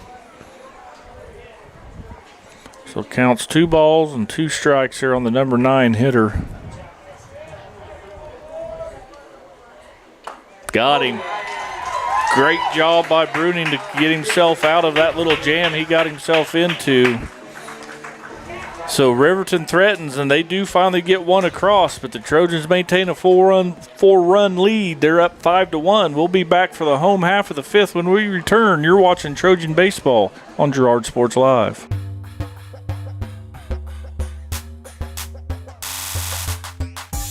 Celebrate, recognize, build. That's the promise of Scottco LLC Awards and Engraving. Owners Greg and Missy Scott are committed to helping their customers celebrate special moments, recognize achievements, and build relationships. Plaques and awards, custom leather patch hats, Trojan gear, trophies, corporate promotional items, and so much more. Plus, while you're there, stop in next door to find the latest fashions from Aubrey at Scott & Company. Scottco LLC. Learn more at scottcoawards.com or call 620-724-0341.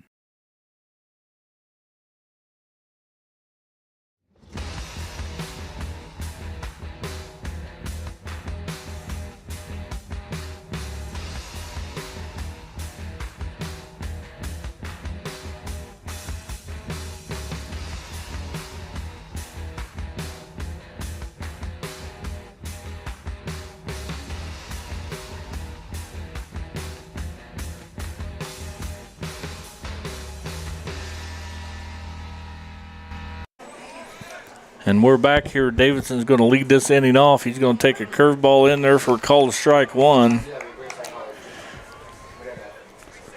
In 4 pitches, I don't think we've seen Feldkamp throw a single fastball. That one misses high, I guess. I don't think we've seen him throw a ball hard enough to break a window yet either. No. There you go. Ethan's going to hit a little soft liner. It's going to find its way out to the right field. Maybe that's what the doctor ordered. Get Ethan Davidson on base with a clean single. And that'll bring up Jaden Norris, who walked his first time up and grounded out to the second baseman. But there's a lot you can do with Norris at the plate and Davidson at first.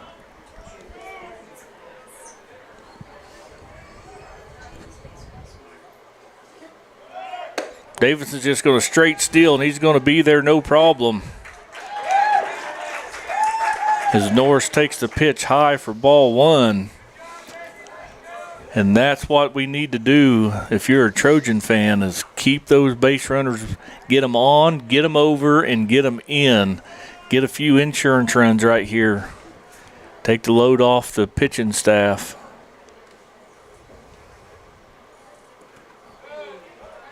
Good job there by the catcher.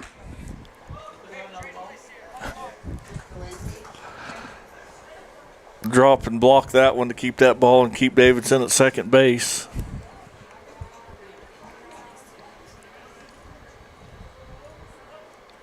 That's almost a balk. I don't know how it's not. Was he not coming set? Well, I don't know. He paused in the middle of his. But I might just be reaching. Nobody there to pick off. So the count's 3-0 on Jaden Norris. He's playing second base defensively. He's going to draw a walk. If that ball bounces, well, Jaden's going to sprint to first, but no throw to third. He's going to have to maintain. So Jaden been on base twice, both times walks. We got runners at first and third. Reese Merrill at the plate. Now we got Riverton's catcher flashing signs to see what they want to do here. I would say we're trying to get out of the double play with Merrill at the plate.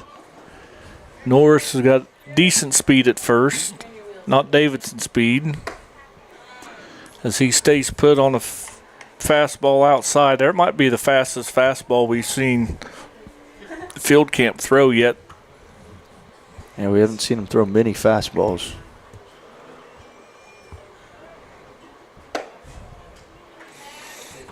I'd say we got to get Norris off of first base with a runner at third. Take your chances of trading a run for an out right here. It's not a bad time to do a hit and run with how far up the middle second base is. Counts fall 3-0 right here. Not a good running count. You're expecting a fastball down the middle, easy for the catcher to handle.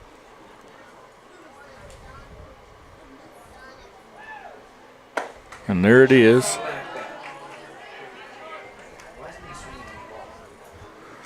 So count goes 3 balls, 1 strike.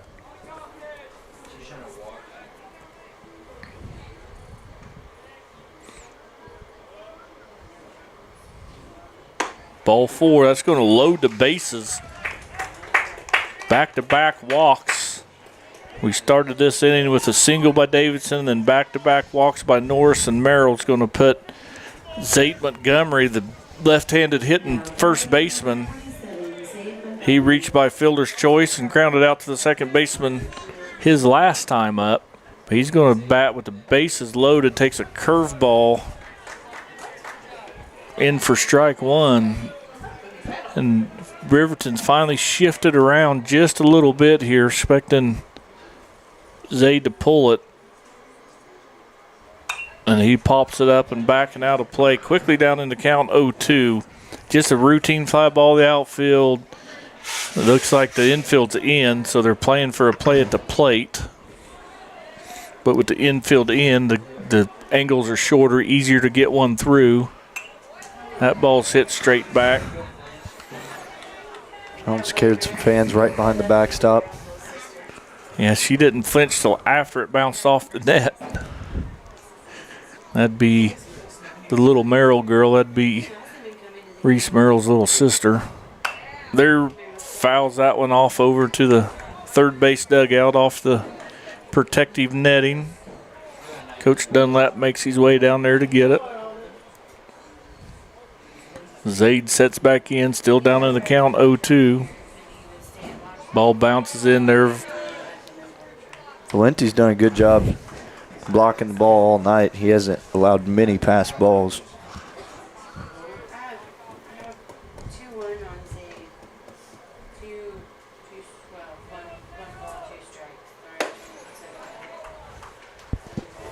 That evens the count, 2-2.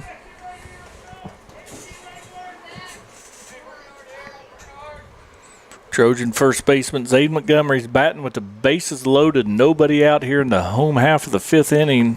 He swings through that one as he pounds the bat off the ground with disgust, but pretty good at bat right there. It's going to roll it back over to the leadoff hitter, Luke Nigaman.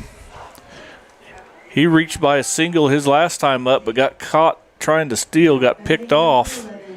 Worked himself through a 4 or 5 throw pickle, but still Riverton a good job of getting him out. That ball's over but low.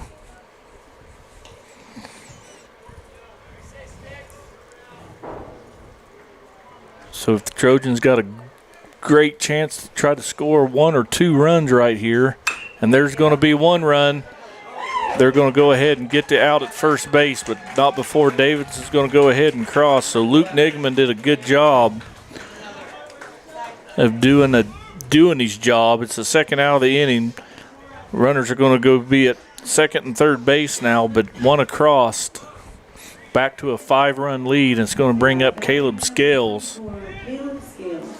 So to a common spectator of a baseball, that's a ground out for Luke Nigaman, but man, is that huge to just put the ball in play and score a run. Yeah, they desperately needed a run. They haven't been able to get anything the last 2 innings. This time they break through. They've had a lot of base runners, but have left a lot stranded. Yep, so that's going to bring up Caleb Scales with 2 on in scoring position with 2 out. Caleb's going to rip one. Second baseman's going to field it. First baseman traps it in the dirt, but able to pick it back up clean. Trojans strand a pair, but they're able to get 1 across. They score another run. They lead at 6-1. When we return, Rams will have the top of their order up in the top of the 6th inning. You're watching Trojan Baseball on Girard Sports Live.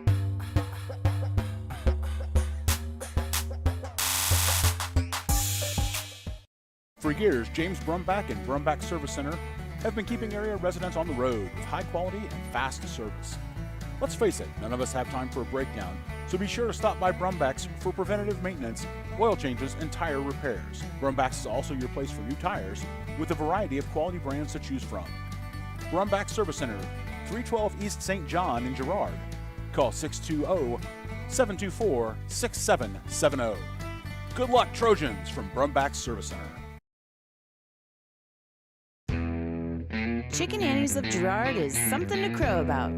Their family-style restaurant continues a Southeast Kansas tradition with their specialty, fried chicken, plus famous homemade onion rings and a variety of other dishes that would satisfy any cravings, even homemade pie. Besides dine-in and carry-out, Chicken Annie's of Girard also does catering in the area. Stop in on Highway 47 in Girard for a hearty meal, and follow Chicken Annie's of Girard on Facebook for specials. All right, welcome back out here to Red Woodkey Ballparks. Weston Bruning's going to come out for another inning of work. He's going to face the top of the order, Field Camp Harper and Valetti.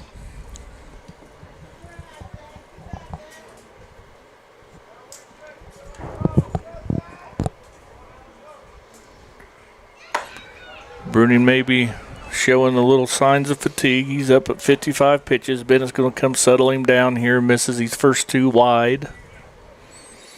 Says, you got this, bud. We'll have us a soda pop after the game. Just keep getting it in the zone. Trust your defense.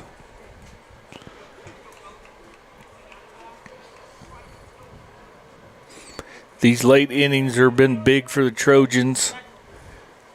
We've had a couple games where the wheels fall off, and it all starts right here with walks. So Bruning needs to get back in the zone here, attack the base runner. That gremlin sits on your shoulder, Cooper. Everybody out there knows it. Right. There we go.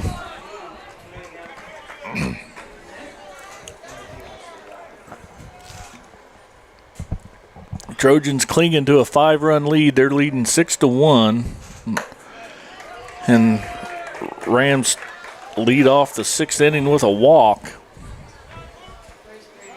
And out comes Dunlap.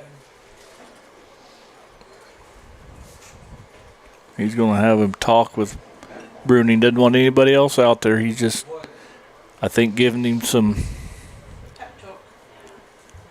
instructional wisdom. Pats him on the butt, says, go get him, Tiger. Cooper, by the hand signal, looks like he's just telling him, says, fall forward. You're falling off the side. You're overthrowing. Get out over your front foot. Yeah, he's made those 4 balls he threw there all to the same location. So Coach Dunlap saw what he's doing wrong and can correct him here to get back in the zone, try and get him a ground ball and get 2 outs.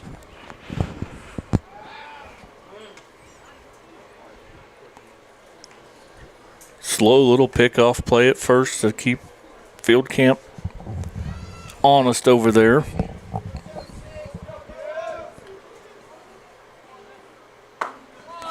And whatever Dunlap said worked that time. That was right down the middle. Strike 1 to Noah Harper. Riverton's number 2 hole hitter. Still missing arm side a little. I'm not a pitching coach. I do see Weaver over there explaining the left-handed knee. There's another pickoff play. And what I mean by that, when the left-hander picks his knee up, if it crosses behind him, he's got to come home. Uh-oh. Got a good jump from first base. Yep, and that's what we was talking about there. When Weston picks that knee up behind him, he's got to come home. Mm-hmm. So as soon as you see that knee cross that 90-degree line, you can break then, and Weston doesn't have a chance. Needs to work that slide step in right there more with a runner at first base. And also sometimes when you lift that leg up and cross over, the runner takes off and it kind of makes the pitcher jump and balk or throw something wild.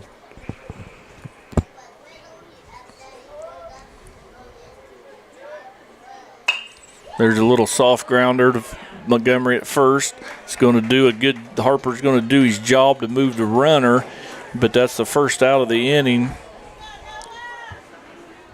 I mean, right now, if the Trojans, if the Rams score one here, but the Trojans are getting outs, that's all that matters now that we're into the 6th inning. Yeah, trade runs for outs every chance you get right here. It's going to bring up the Valetti, the big hitting catcher. He's going to hit a line drive over Norris's head. It's going to be out in the center field. Davidson's going to field it, get it back in to hold him to a single, but not before field camp crosses the plate. Riverton's 2nd run of the inning for a clean single. So here goes Riverton chipping away again. Cuts the lead back to 4. Brings up right fielder, 4-hole hitter Jalen McGuire.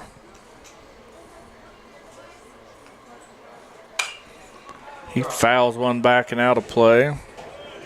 So Riverton has a runner at first. They've already got 1 in this inning. Trojans clinging to a 4-run lead, 6-2. Is the 6th inning.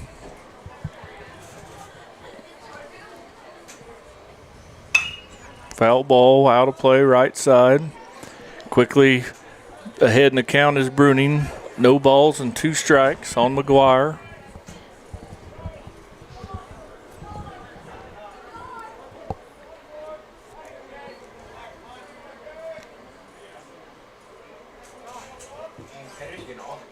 Wire steps out, calls time.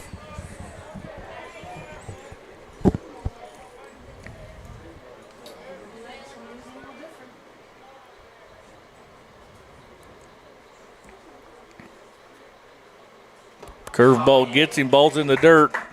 Runners at first. So Bruning comes back, strikes out McGuire for out number 2. And like Cooper said a while ago, Riverton's down to their final 4 outs. So if we can get an out per run, we're doing all right. And there's going to be the 3rd one. The slow roller to Jaden, who's going to toss it over. Woo! Made it a lot closer than I'd like to see it, but the out was recorded anyway. Norris struggled getting that ball out of his glove for a minute, but able to secure it was Montgomery. So the Rams threatened. They end up scoring 1. They chip away. Trojans still lead it by 4, 6-2. We'll be back for the home half of the 5th or the 6th when we return. You're watching Trojan Baseball on Girard Sports Live.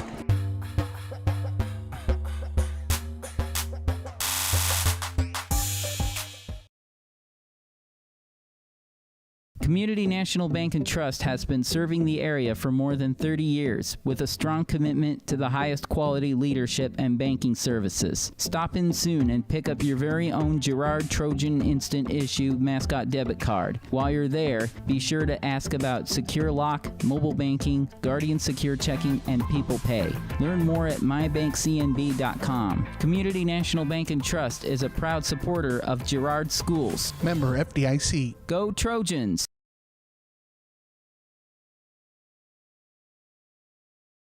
Call service is outstanding in their field, especially for those that are stuck, outstanding in their field. Calls carries a wide selection of farm, industrial, and heavy-duty tires, all from the best brands in the business. And they've got farm service trucks ready to go. Plus, Calls continues to be the place folks go for car and truck tires, repair. All right, welcome back out here to Red Wutke Ballpark's home of your Girard Trojans, who's leading at 6-2 in this quarterfinal matchup with the Riverton Rams. They're in the top of the 6th inning. Kester finds himself even in the count. 2 balls, no strikes. I thought that curveball found its way in the zone, but that one did. So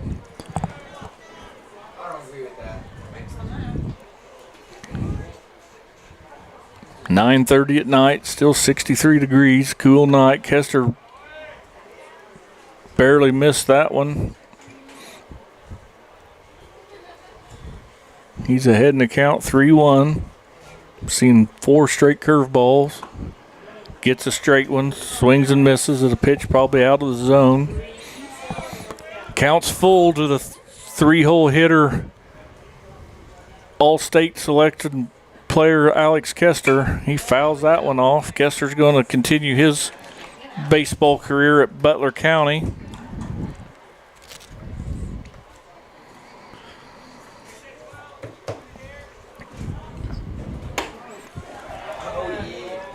Good way to start it there. Leadoff walk.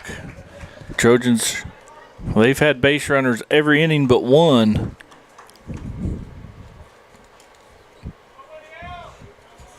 Now batting number 16, Trevor Emershek. So Emershek's going to be at the plate.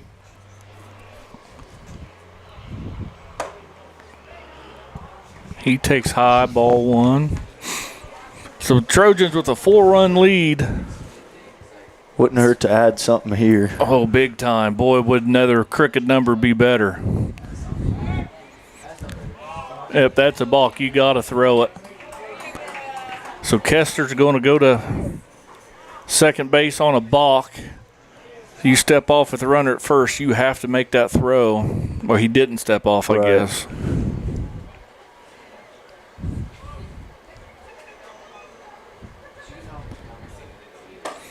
And Field Camp's losing his command a little bit.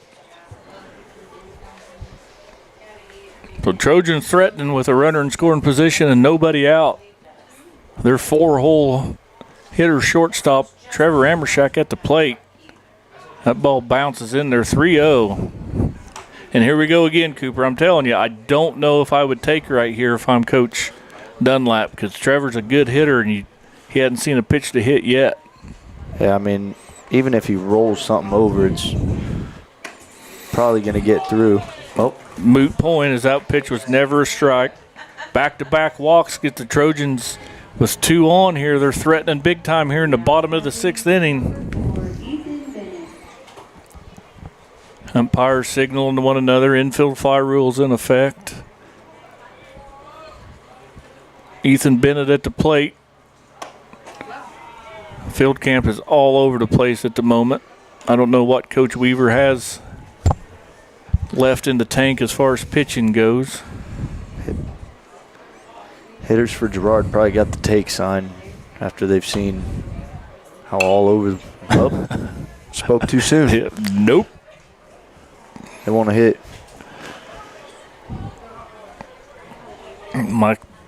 I've said earlier, Bennett, good bat control, hits the ball all over the field.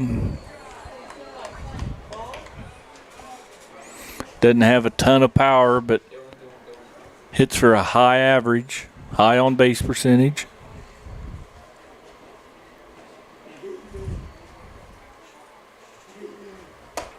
That pitch is behind him. That's 2 pitches this at bat that's been thrown behind him.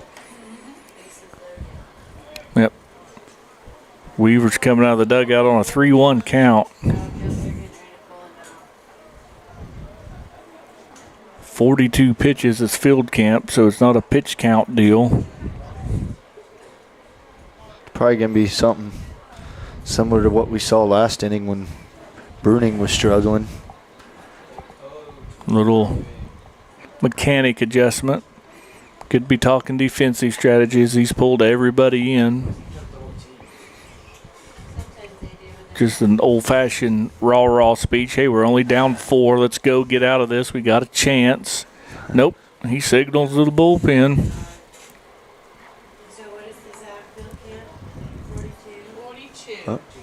So we will have a pitching change on a 3-1 count on a batter. That's kind of odd.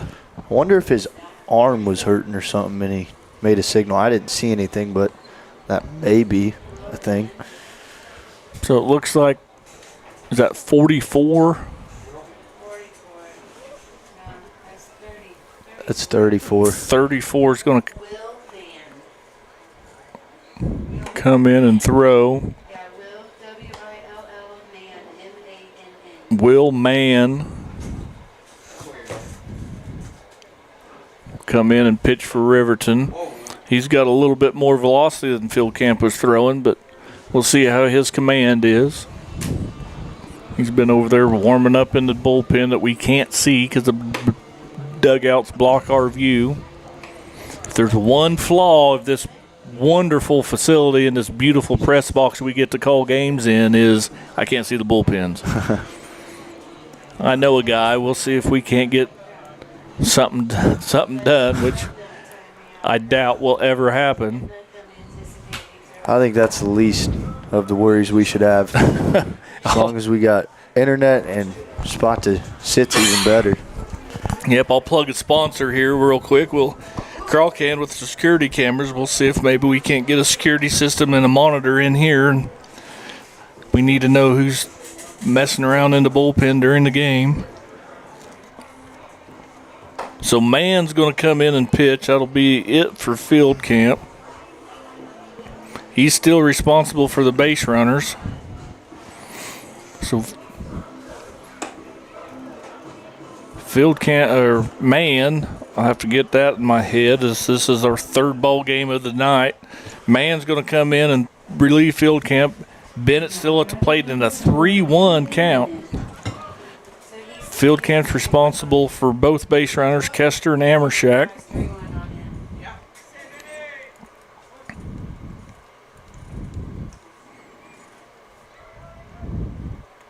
And it hits him.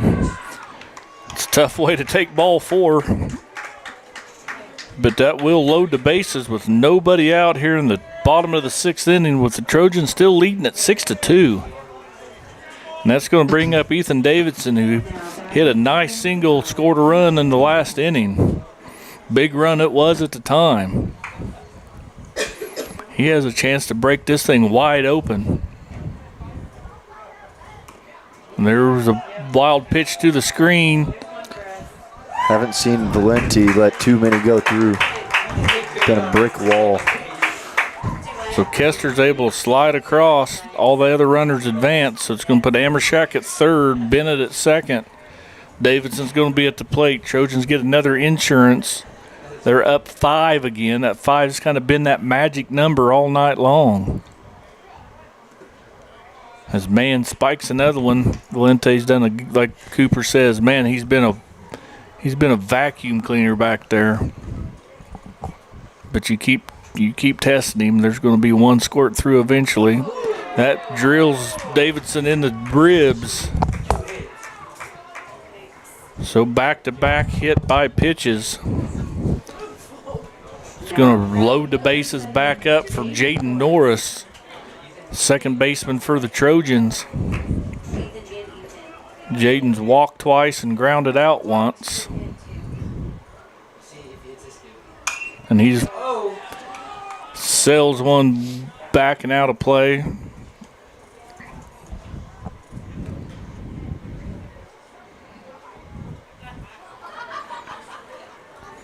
Bases full of Trojans. Just what we're talking about there. Valente turning that ball into a marshmallow, playing it off his chest protector.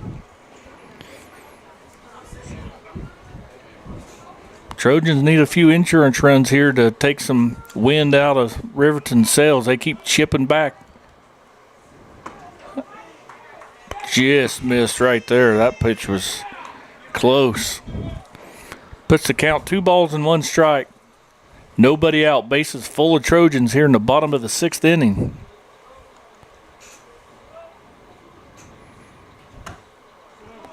Jaden gets out of the way of that one. 3 balls, 1 strike.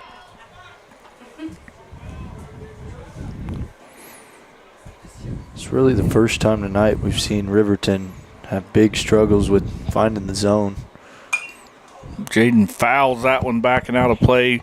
Takes the count full. Can't go any further, no place to put him. Norris needs to be ready to hit a ball right here, but don't be going chasing. Man could be effectively wild. Whole infield's in. That pitch is low and inside. That's close pitch, but it'll walk another run in. That'll be the second run the Trojans have scored this inning on 1, 2, 3, 4, 5 free passes in a row. Now batting number 18, Reese Merrill. So that'll bring Merrill to the plate. Load bases still full of Trojans. And if there's somebody I trust to be able to score a runner from third with less than 2 out, Reese would be a good one. He's got wonderful bat control. There's a wild pitch. That's going to bring Bennett in. And I hate to be a broken record, Cooper, but someone's put a quarter in the merry-go-round. These Trojans are just circling the bases. So that's 3 runs this inning. Score goes to 9-2. Merrill gets a little bit tied up behind that pitch. 2 balls, 1 strike on the Trojans' designated hitter, Reese Merrill. We have runners second and third base. Still nobody out. Trojans have already scored 3 this inning. Merrill swings through that one. Evens the count 2-2.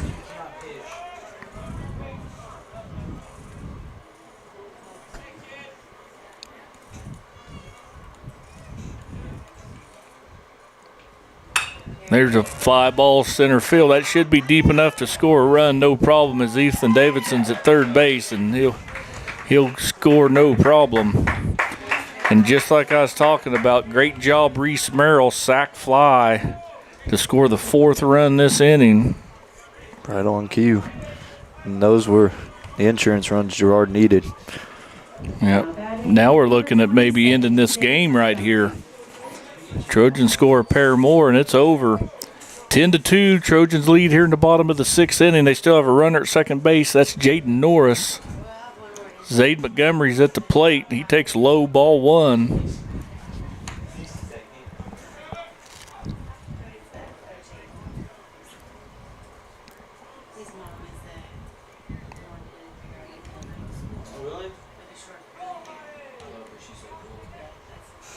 Zade's going to roll over one. That should. It's going to go ahead and spin foul. I thought it was going to sure be good enough to get the runner over from second to third. But nonetheless, we get to do it all over again. Zade's been on base once. He's grounded out and struck out. He's also scored a run. That pitch is high.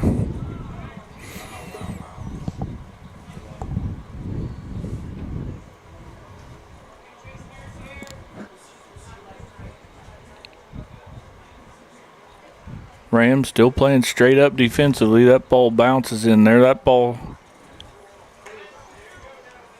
Does that make the count 3-1? Yep.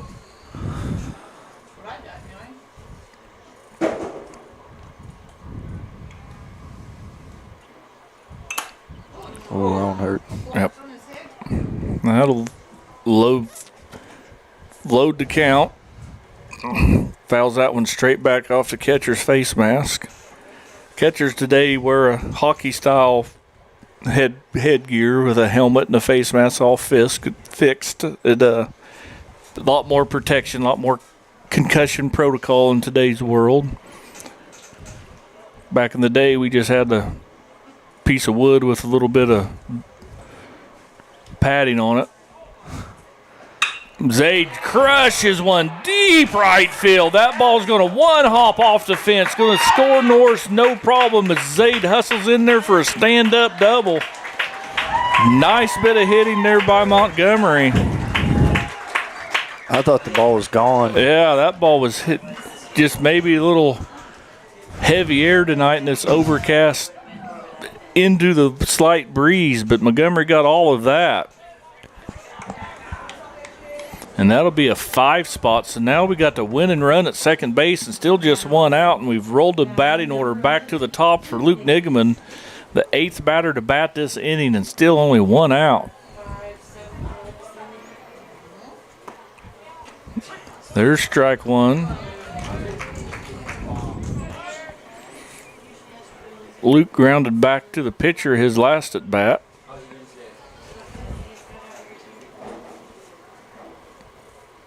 Pitch is outside.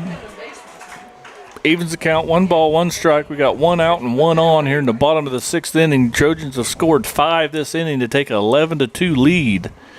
It was a pretty close ball game before this half of the inning started. The pitch is low. I just think Riverton run out of arms, run out of firepower. And Galena's batters did a good job making them work deep in the counts. Drawing walks.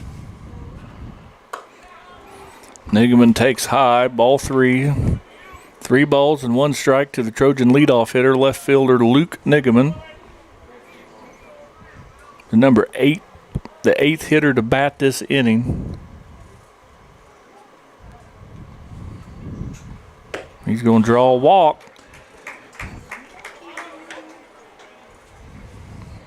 1, 2, 3, 4, 5, 6. 6 base runners this inning by the way of a free pass, either a walk or a hit by pitch. And Scales got a chance to be a hero right here to end this game on a walk-off fashion. The 9th batter to bat this inning. Going to drill one back to the pitcher, who's going to go ahead and take the out at first. So he's going to ground out 1-3. He hits that ball pretty hard. It just right at the pitcher, centered it up. Surprised he didn't try and get the lead runner. I think he was just so happy that he protected himself. Always an out at first base. But I agree, Cooper. So they're going to walk Kester to load the bases. Intentional walk.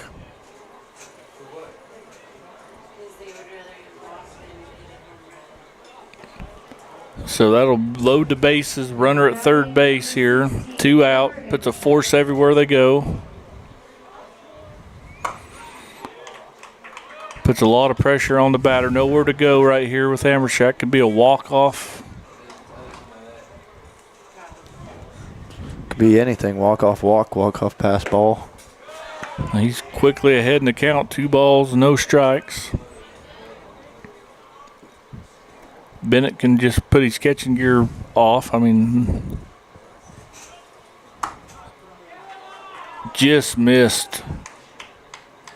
3-0. Trevor's taking a pair, I'd guess, right here, Cooper. Yep. That'd be my best guess. There's the first one. I might take another one right here.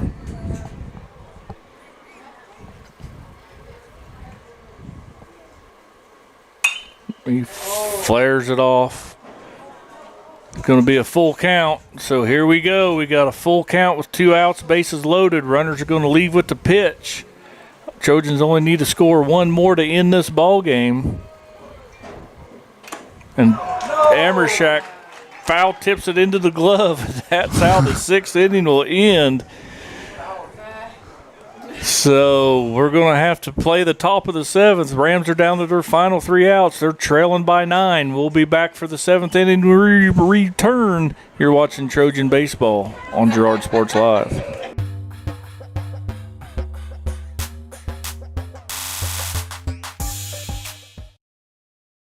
You've enjoyed life. Over the years, your community has become your passion, something you hope future generations get to experience, just as you have. That's why the Girard Area Community Foundation has worked hard to help fulfill charitable goals and inspire generosity, meeting the needs of the communities they serve. Creating a legacy fund with GACF ensures what you leave behind is an effective and lasting improvement in the community you love so dearly. Make plans to visit GirardAreaFoundation.com, preserving traditions for those who follow.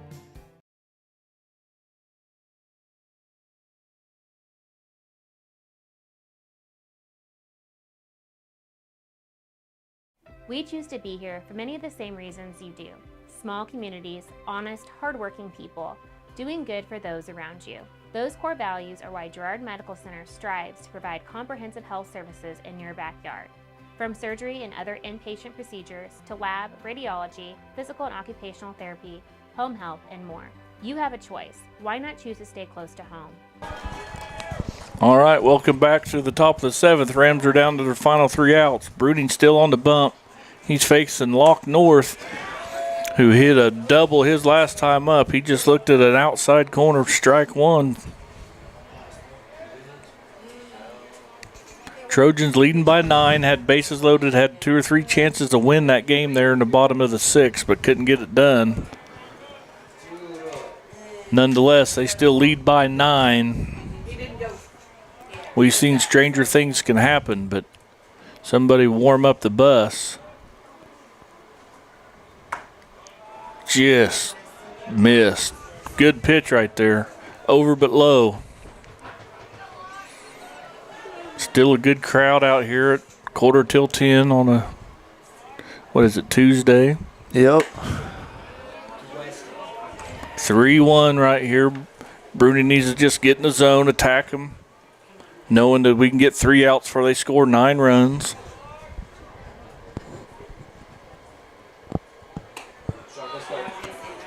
Full count.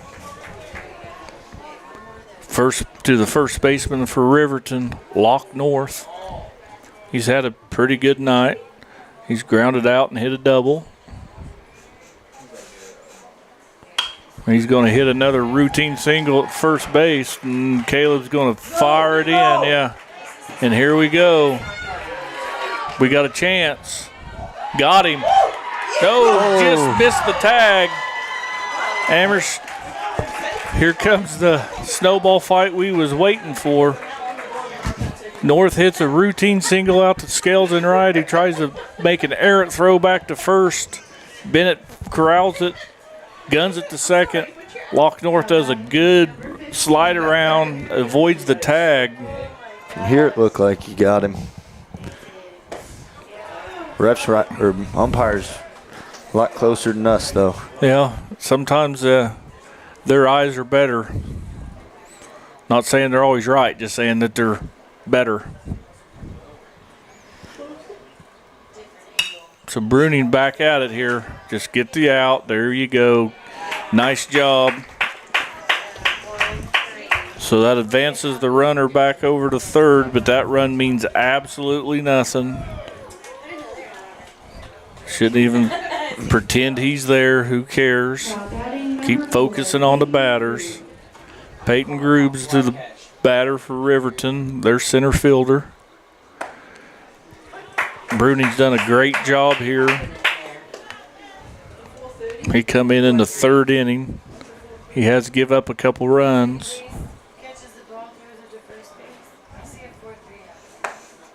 Just missed inside. So Rams are down to their final 2 outs now, still needing 9 runs.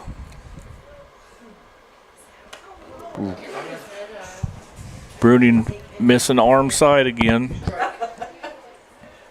That's a simple mechanical fix if he can just tell himself. Stay out over himself. Just like that. That's going to be a weak ground ball. Field that fair. Thank you. Mates the tag. I thought Montgomery might want to let that go foul. I'm like, come get that ball. So that does score a third run for Riverton, but that's the second out of the inning. So it brings up their 9-hole hitter, Brant Strupp, second baseman.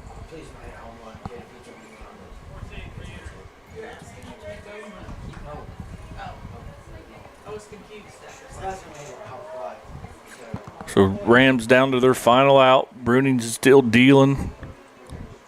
Crafty lefty, sophomore for the Trojans, misses that pitch over but low. Trojans playing straight up defensively. Everybody on their toes, ready for the pitch.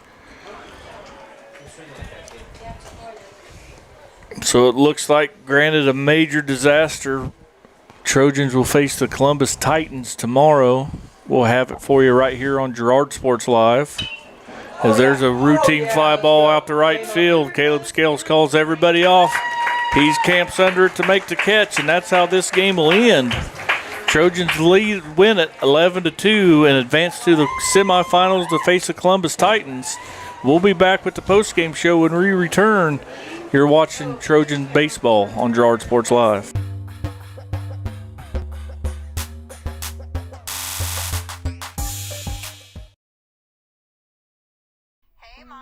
Now more than ever, Crawcan is dedicated to helping keep families connected, workers to collaborate, students to learn, and businesses to continue to serve their customers, and even for doctors to treat their patients. Crawcan's reliable high-speed fiber-to-the-home network means no buffering movies or grainy video conferences, no matter how many people are using it. Call or go online to sign up for the fastest and best internet in Southeast Kansas. Crawcan. If you need to stay connected, you need Crawcan. If you're in the market to buy or sell a house, land, or commercial space, look no further than Lehman Realty. Locally owned and operated, Jason Lehman and his staff are ready to meet the needs of every client. When it comes to your listing, you can trust that Lehman Realty will take the time to get to know you and your property. Lehman Realty is a proud supporter of Girard Trojan Athletics. Learn more at www.lehmanrealty.net. or call Jason at 620-724-8020.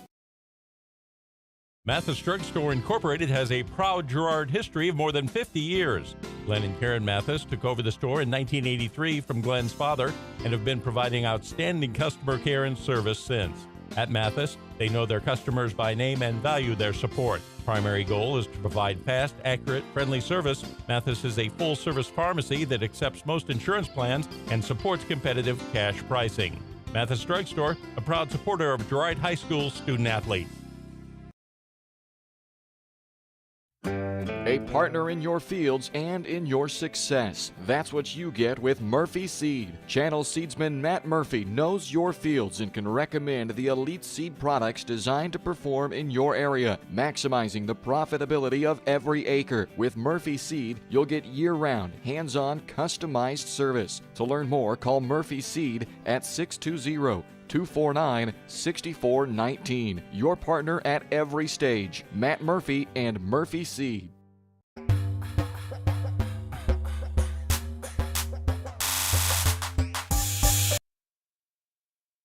All right, welcome back to the postgame show. Postgame show is brought to you by the Leah Smith Agency Farmers Insurance. Leah has over 10 years of industry experience in both Kansas and Missouri. Let Leah and her staff find the right coverage for your personal or business needs. To learn more, call 620-670-4590. Proudly serving our community and cheering on the Trojans. Well, to recap this real quick, Cooper,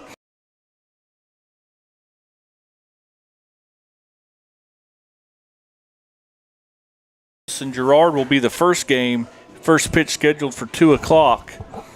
Kester goes 2 innings. He gives up 0 hits, 0 runs, 0 walks, and 2 strikeouts. Bring in the crafty lefty, sophomore Weston Bruning. He goes 4 innings. He does give up 5 hits and 3 runs, walking 2 but striking out 5. So the win will go to Kester, but Bruning did a great job of getting that hold and just shutting down that Riverton offense. It was a really, really close game till about the bottom of the 6th inning. Yeah, it could have went either way, and Bruning came in and did a really good job. I mean, this is a big spot to pitch in, being your first regional you're pitching in. To pitch the amount he did, he threw 82 pitches, and he looked really good out there. He was commanding his stuff well. There was a couple times he had walks, and it led to Riverton almost having a big inning, but Riverton ran themselves off of out at third base twice by getting thrown out. And that, even though the score's 11-2 or 11-3 final, that could have changed the momentum, and it could be a lot different score had they not done something like that.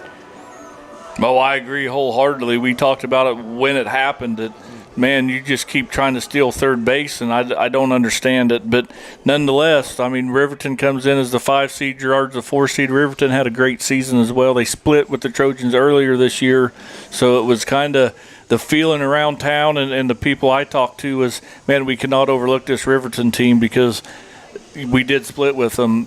They run-ruled us actually one game. We run-ruled them the second game, come real close to a run rule here. So, Cooper, we've been here since noon. We'll have an early game again tomorrow at 2, so you can catch all the games right here on any of our Varsity Sports Live sister stations, whether it be Girard Sports Live, Galena Sports Live, Columbus Sports Live. So we'll be back tomorrow to wrap up this 3A regional. We'll send someone to state out of the CNC. It's a great day to be in the CNC League. So for Cooper Grand, I'm Jess Murphy. Thanks for watching Trojan Baseball on Girard Sports Live.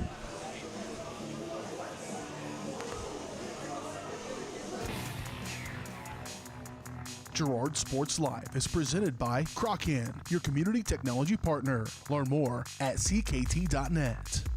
Also by Ag Choice of Epler, American Family Insurance, Jenny Collins Agency, Bradshaw Collision Repair, Call Service, Community National Bank and Trust, Derailed Commodity, Diskins Auto and Towing, DS Construction, Evans Motors, Farm Bureau Financial Services, Farmers Bank, Girard Medical Center, Hydrix Appliance, The Jagged Edge, GN Bank, Larrett Ceramics, Leah Smith Agency Farmers Insurance, Lehman Realty, Mathis Drug, McClellan Sanitation, Norris Advertising, Producers Cooperative Association, and Roto-Rooter. 5, 3, 2, 1. It's time for Girard Sports Live.